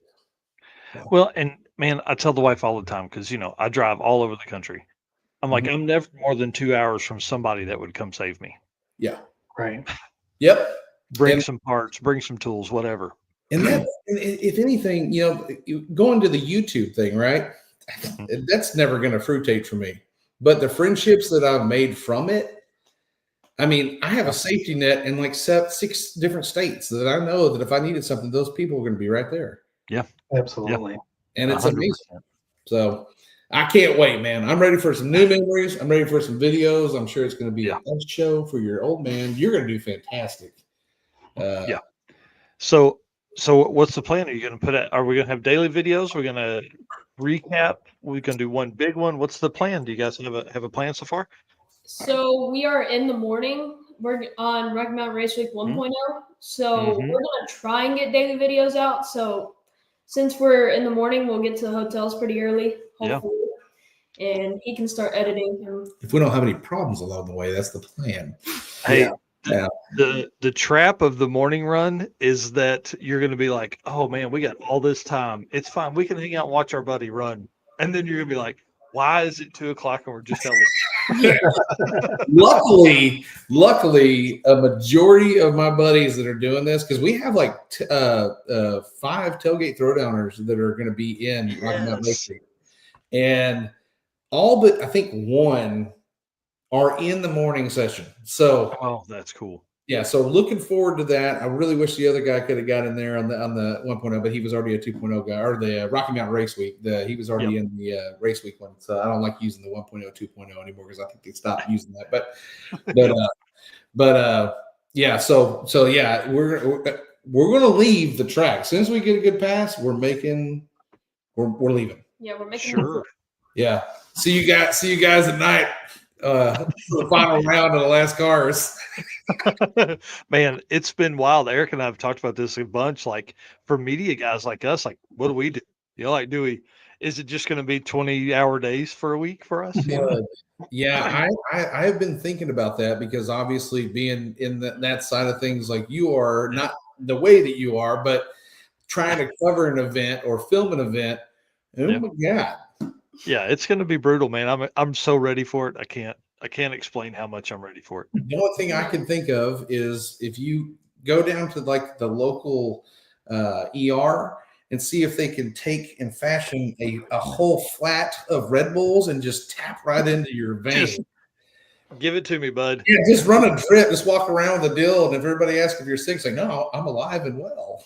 Yeah, no, it's fine. Maybe we could do, instead of like the what's the sodium drip, we just fill that with just put some caffeine pills in there, just crunch them up, Just give me that thing right in the vein, bud. You won't be able to hold the camera straight. It'd be awesome. I'm really pumped. I think Mega Week is going to be one of the coolest events that we've ever experienced. Just the amount of cars, the amount of like just taking over an entire city is going to be next level. We've never seen anything like that. Dude, I am. It's going to be crazy. I feel bad for everybody who's having to run these events. I feel bad for that. It's why they're going to be so tired. Like it's going to be. And just think the people that are double entering, like it's going to be crazy. We thought about doing it, and me run a faster class. I'm like, nope. Nope. No. We're going to especially for the first time out. I think let him, take the hard road and go one, one truck, one race, and then after, because by the end of the week you guys will have a process, all that stuff. Then next year. You can maybe do both. So I want to talk about the truck. real quick, your truck. Yeah. I love this thing. I'm absolutely in lust with this. The wheels, the color combo, man, it just it sits right. Tell us what this thing is. Okay. So this was a bad decision. Well, let me back that up. My Malibu was a bad decision that turned into a worse decision. This was a good decision that rapidly turned into a horrible decision, but is now just a bad decision. Right? Are we back to bad decision? Yeah. Or is it just an okay? Anyway, back in high school, I had a truck identical to this. I sold it for some reasons, family related stuff. And I kind of always wished I had it back. And I thought I wanted a 67 Chevelle because I had one of those as my first car. When I obtained a 67 Chevelle roller, I realized that I'm too fat, tired, and broke to build that car.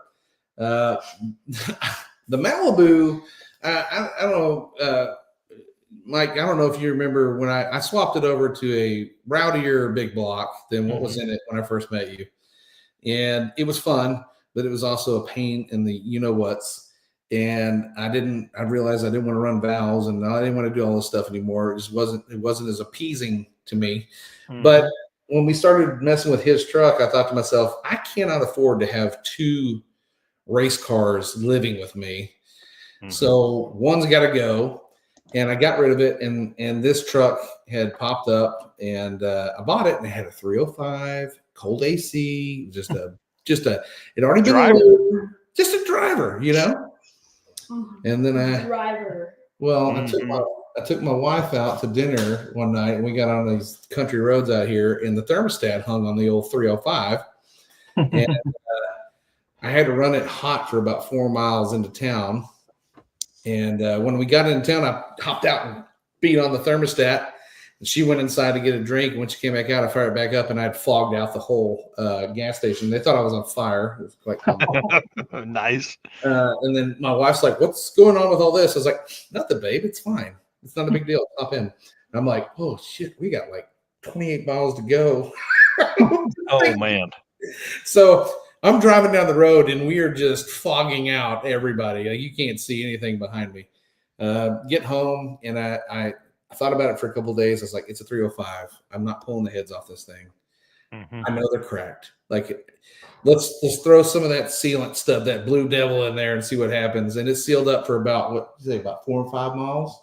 Yeah, it didn't last very long at all. Yeah, we thought we had it nipped. I was like, yes, and then poof, just started. Yeah, I was like, all right. So I was gonna LS swap it. I was actually gonna LT swap it, but then a friend of mine had a big block, and he was like, hey, I got this fresh big block. I only got like 1,000 miles on it. He's one of those guys that puts something together, a combination, runs it for a couple months, and pulls it out and builds something else. Yeah, mules his truck. And so I was like, dang, that's too good of a price. So I bought it, and we big block swapped it, built a new transmission, left the 8.5 in it, put a mini spool in it, and did a little racing with him last year. And then I went to go check it because we were actually supposed to have the tailgate throwdown in end of March, but rain pushed us back like you guys. And I was like, you know what? I needed to change the axle seal on it. It was leaking. And I was like, well, let's pop the dip cover off. When I did, it was like one burnout away from grenading the rear end. The axles were twisted. The mini spool was broken into pieces. Like, I don't even know how it was still. We had just taken it on that drive. We on the Christmas cruise, it was like 225 miles. Oh my gosh, dude. Yeah, and that last jaunt from the track is about an hour and 20 minutes from the house. And I'm like, how did this thing survive? But anyway, so I had a 12 bolt that my buddy Chad from Square Body Stuff YouTube channel had given me about a year and a half ago when we went up there and stayed with him for a couple of days. And so we pulled it out and dressed it up and got it in the truck and put some cow tracks on it. And it was running pretty decent for what it was, but I don't know what happened. I think a bouncer, I've got a vibration in it that showed up out of nowhere. And then that's when it started running a little funky and pushing water. And I'm like, all right, this thing's, I knew when I bought it that it was a decent price because it was 110 over, so yeah, it was a crapshoot, but we're working on a plan. I've got another big block acquired. We're probably going to do a 496. Oh, sweet. And then we'll probably do a 400 with a gear vendor. Yeah, dude. See, and then it'll be a perfect truck.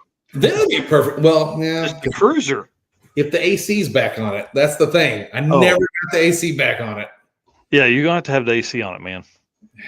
Listen, you're of an age that you need AC. Believe me, I live there. Yeah, dude. It's black, and you live in Texas, buddy. Listen, AC is a very crucial part of my life, and I'm going to be without it for like 7 days, 8 days with you in that truck. Oh my god.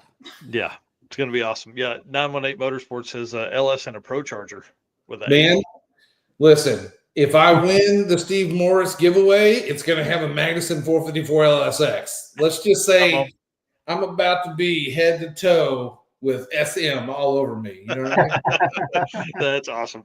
All right, well, I want to invite you to stay on with us, and we've got a couple more topics here to talk about. Again, I said I watch your stuff all the time over there. I know you're a great co-host. So if Jake is cool, you stay on with us, kind of give your thoughts on some of these things too. This would be pretty easy stuff. But again, big shout out to Molly Motorsports for being part of our program here. Love those guys over there. And let's get to the rest of this stuff, man. Let me flip forward here. We talked about all this stuff. Let's get into the WAF racing segment here to kind of get us back on track. Mr. Eric, if you'll hit that video. Yes, sir. Have you ever wished you could fit your toolbox in the palm of your hand, or really needed that extra set of hands while making a jet change at the track? At WAF Racing, we specialize in designing and manufacturing top-tier automotive tools that are made strong to withstand travel, yet lightweight not to slow you down. Tested in-house and at the track by the team at WAF Racing, every part is made by racers for racers. From compact toolkits, carburetor top hats, or spark plug storage containers, our tools are precision engineered and manufactured in the USA. Made of the strongest materials, every piece strikes the perfect balance of durability and dependability. Maybe you need something custom just for you. We do that too. You need WAF Racing in the passenger seat for your next drag racing event. Head over to wafracing.com today to take your racing experience to the next level. WAF Racing.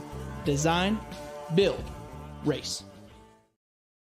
And I wasn't even thinking about how this stacked up, but you got carpenters.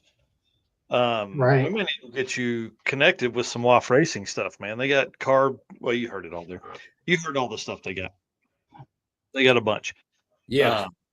I'll hit up Chris here in just a little bit and see if we can get some parts coming, because they got like these super cool adjustment, screwdriver stuff that is good for setting float bowls and all that stuff that you do with car. I don't even know what that means. I don't know what a bowl is, but I heard it one time. Back in my day, we used screwdrivers and jets to get the job done. Your papa could listen to it and tune it by ear. All right, let's talk about Sixth Magazine. You talk about winning stuff with Steve Morris. How about maybe you win a Pontiac GTO in $5,000? Drag and drive ready. SixthMag.com. $1 equals 1 entry. Sounds pretty cool. I love this. I would really love for maybe Rich Guido to win this. Right. He has 2 GTOs. Is his a 65 too? I think so. It's right around in there. Yes, it is a 65. Yes. Okay. Yeah. I feel like I should probably know that, but Yeah, super cool. Times. Super cool car for sure. Yeah. Oh yeah. Yeah, drag and drive ready. But what I'm most want your opinion on, you guys, is this thing. James Rowlett, longtime drag and drive racer, has entered Pink's 2.0 for PowerFest on PowerTube TV, and he's racing an Explorer. This blows my mind. I don't understand this, but listen, if it's an 8-car shootout, somebody's going home with 7 new cars. So if it was cheap, and it's already got an 8.8, we know they'll handle it. Engine bay's big enough to fit anything, but man, what do you think these things weigh if they're completely gutted?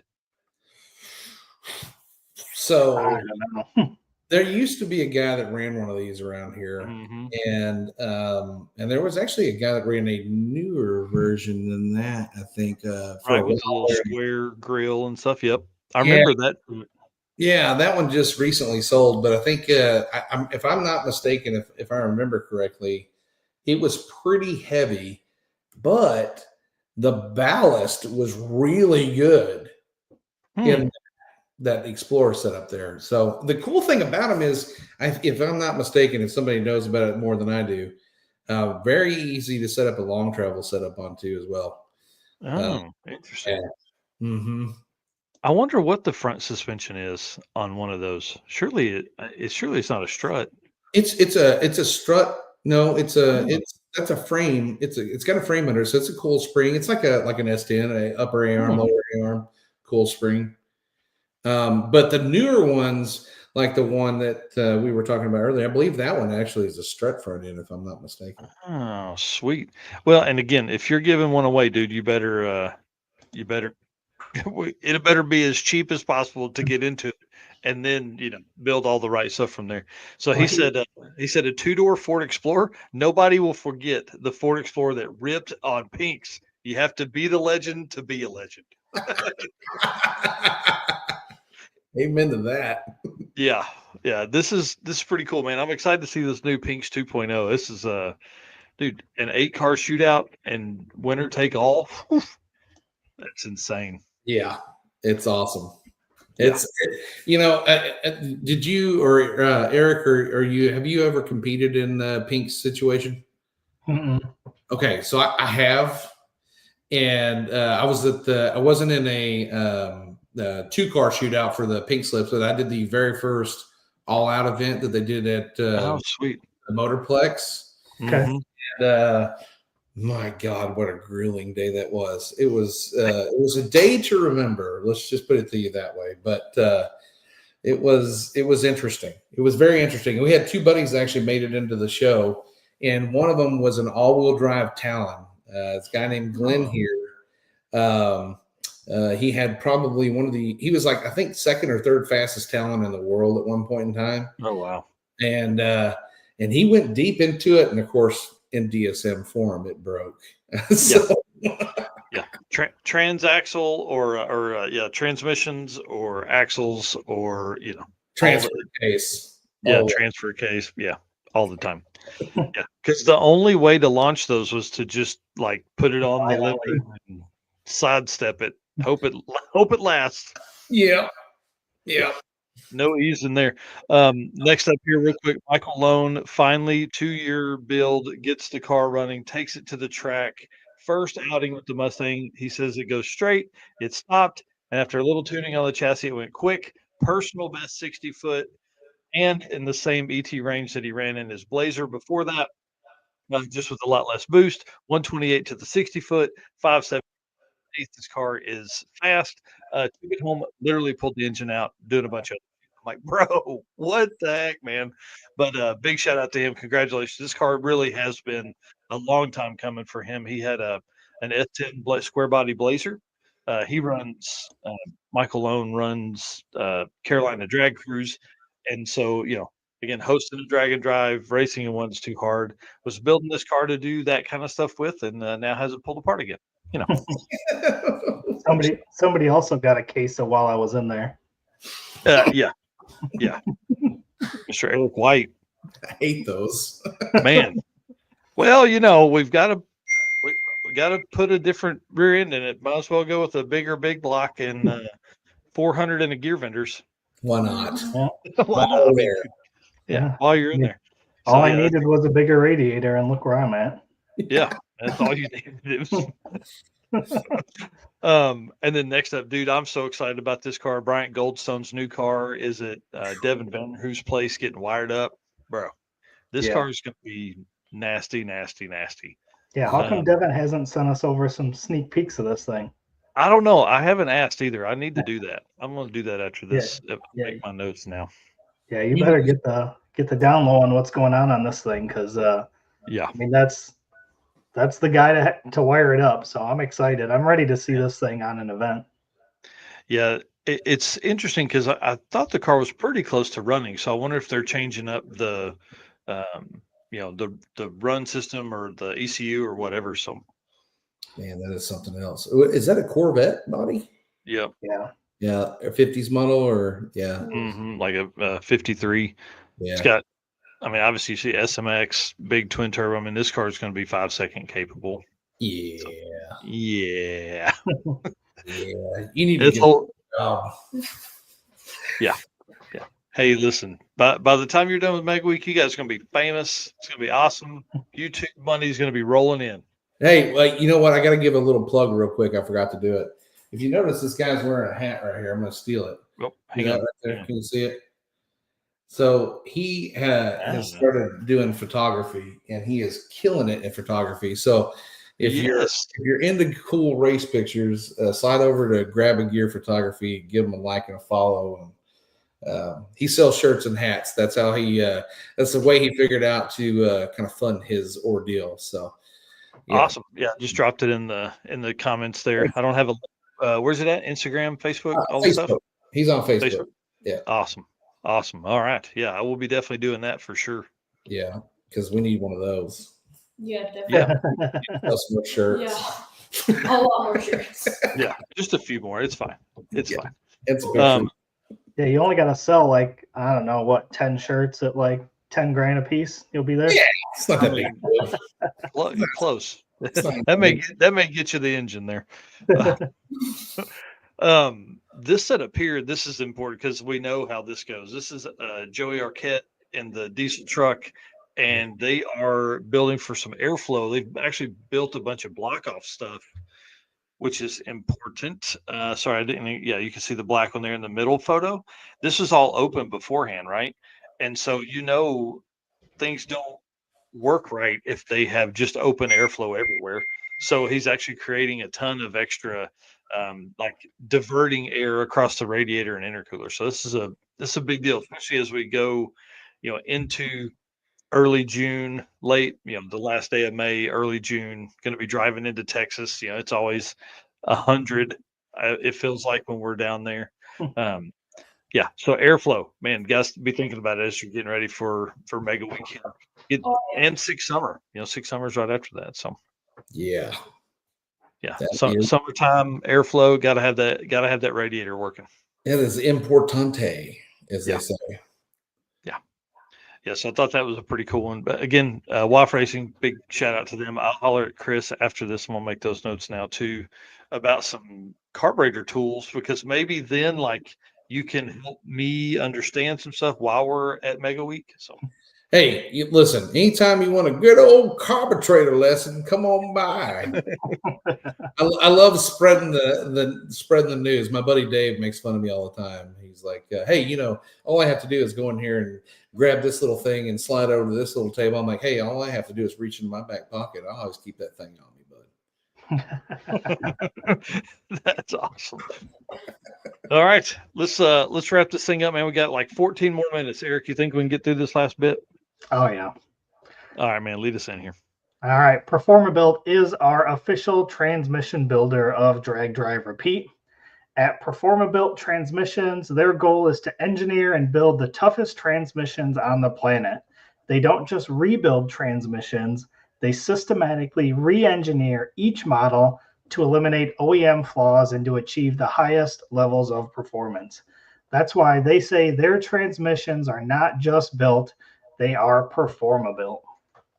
That is true. And a 4L60 lives in this car.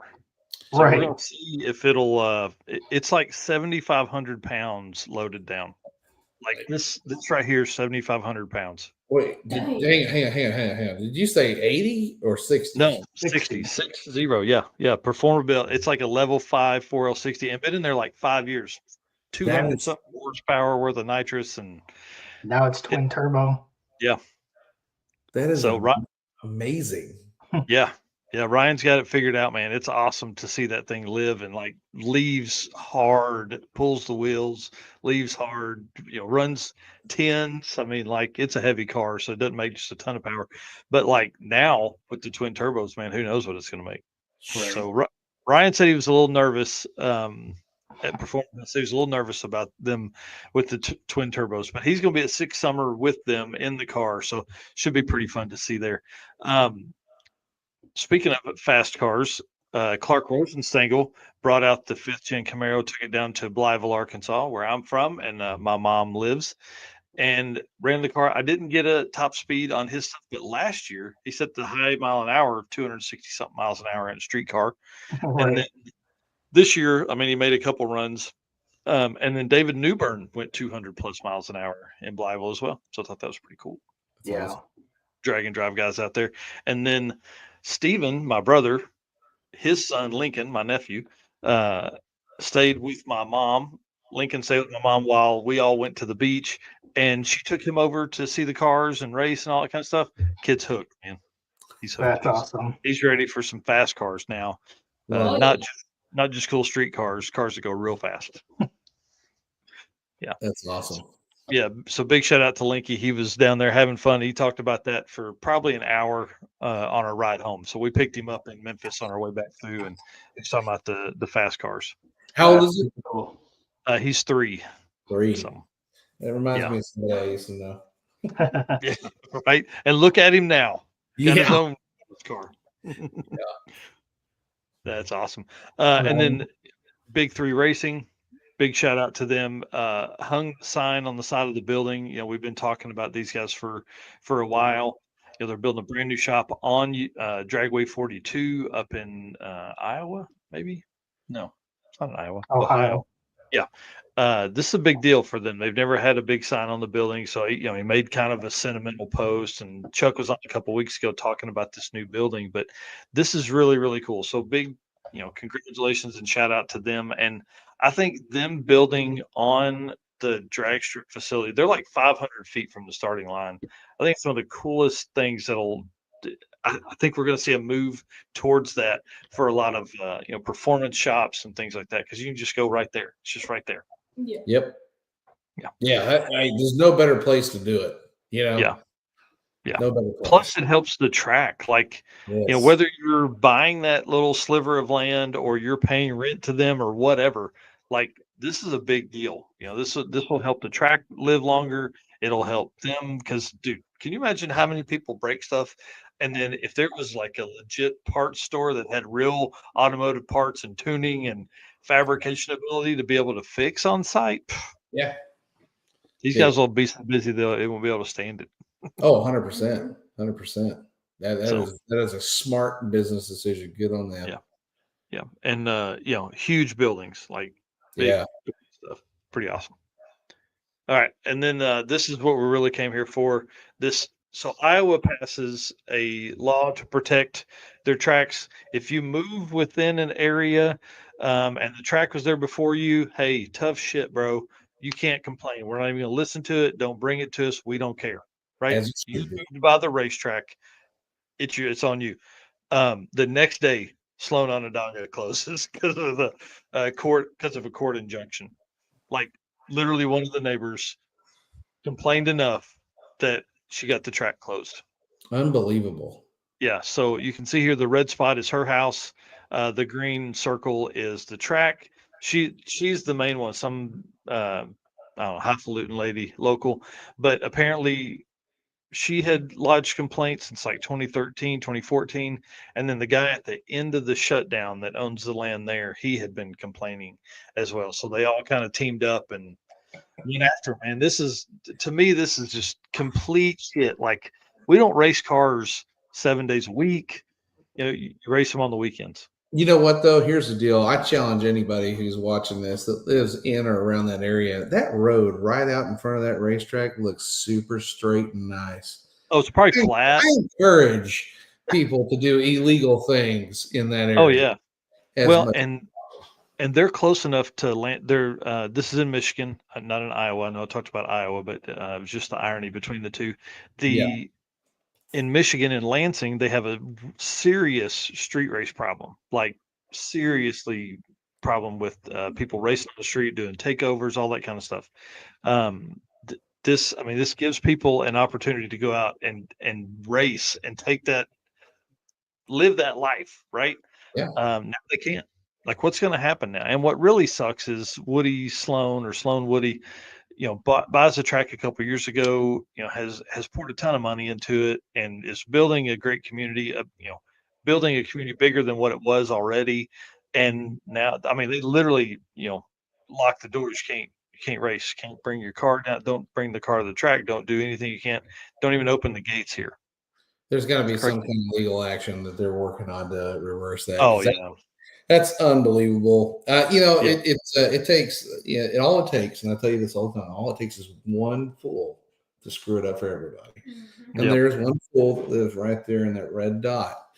And I'm telling you right now, give it, if they don't get that place back up and running within a year, go back to that Google Earth shot, and you're going to see black marks everywhere. And I hope it's scattered. I hope it's so bad. I hope that woman can't sleep all night long. Well, and what'll happen? I'm sure if she had the ability to bring that level of fight, she surely will have the cops out there driving it all the time. You know what I mean? I'm sure. And they'll get tired of it, and they'll just yeah. be like, "Man, why can't we just do this track?" So, like, here's my biggest gripe with all of this. Like, literally, that track's been open 50 something years.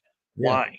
Like, you weren't living there 50 years ago. Like, this hadn't been something between you and the family, but like, and she lives behind. I mean, it looks like a wooded area. Like, I Yeah. can't imagine that you would hate your life that much to get them closed down so you can live there. Like, sell your shit and get out of there and Yeah. go live somewhere else. Go live 8 miles from there. You know what I mean? Yeah. I mean, listen, they make these really cool things called noise canceling headphones that he has. Yeah. And if you put those on and listen to your little audio books about hating life and all that kind of stuff, you won't hear it. Yep. Just, man, it's really sad. It's really sad. Blows my mind. Yeah. But that kind of wraps us up. Big shout out to them. I hope they get this figured out, and I hope they get it figured out quickly. One of the hardest parts for promoters is, I mean, dude, you're in the season. Like, they're probably opening up now, if they're not already open for a few weekends this year. With test and tune stuff, you can't ever tell it's Michigan. I don't know what the weather is like on that side of Michigan, but I would think this is a bad deal. This is real bad.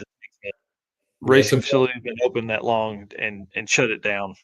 It's a very, very bad deal. And the weather is actually just getting good up there. I've got some friends that live up in Michigan. It's been snowing off and on, so they haven't even been able to race. They just got up and running up there. They went out and took their truck out for the first time last weekend.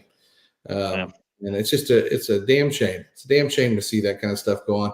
It's bad when you see your tracks closing down because they're slow or they don't have the car count they're looking for, or people are complaining about pricing, but to have one person run it for everybody else is just unbelievable. And it just goes to tell you, it's super important when you vote your city council people in. That's all I got to say about that. Yeah.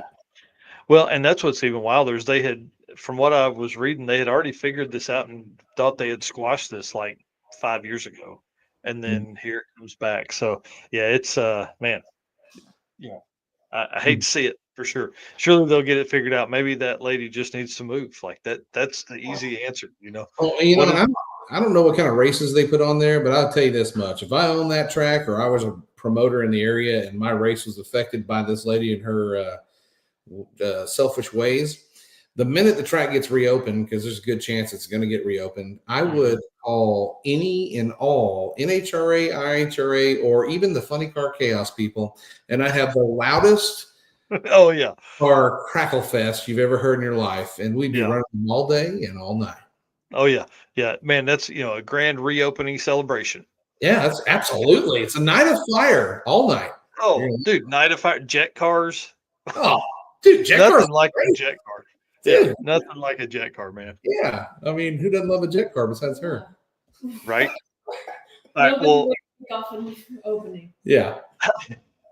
That's right. Well, listen, Jake and Ryan, stay with us. We're going to go ahead and close the show down, but I want to talk to you backstage for just a minute. Yeah. Thank you for spending time with us. We don't usually do that with guests, but man, I like you guys. I can't wait to hang out again soon. Thanks for having us, man. Sorry we were a little late, but we are super excited to do this. It's great talking to you guys and really appreciate it. Yep. Yeah. Thank you for inviting us on. It's a real pleasure. Yeah, I'm excited. So yeah, grab a gear photography, grab you some stuff, grab you some swag, all that kind of stuff, and then Chronicles on YouTube and all that. You might make sure you're following these guys, all that stuff. We're gonna be catching up on Mega Week here in just 3 weeks. So 3 weeks, man. It's crazy. All right. See you guys. We'll talk in a minute. Dude, how much fun, man. We've had a good show tonight. This has been awesome. And a ton of content, ton of stuff. I feel like we've just getting crammed down people's throats all night long. So thank you to everybody that's been here hanging out and spending time with us. I'll run this out here, guys. Thanks so much for being our race car friends, man. We can't do this without you guys. We keep saying it all the time, but we really do appreciate it. All the comments tonight, all the shares, all the stuff that's out there. You guys have been amazing. And then thank you to our sponsors. Without them, we really can't do this. You know, Eric and I are looking at travel all the time, trying to figure out where and when we can go and how we can do it and how we get to the Drag and Drive Awards at the end of the year and afford PRI booths. And it's because of these folks right here support us. So we can't do all of that without them. So if you are taking the time and spending some money or even shopping, please go over and try and shop with these guys. Summit Racing, Deech Works, Molly Motorsports, Driven Racing Oil, Howard's Cams, J-Wire Solutions, WAF Racing, Performer Built Transmissions, Car Change 3D, Power Tube TV. Got to watch that for sure. Power Fest coming up with Pinks, and then Sweet Patina and Racing Junk Classifieds. Thank you guys so much again. We'll see you very, very soon. See ya.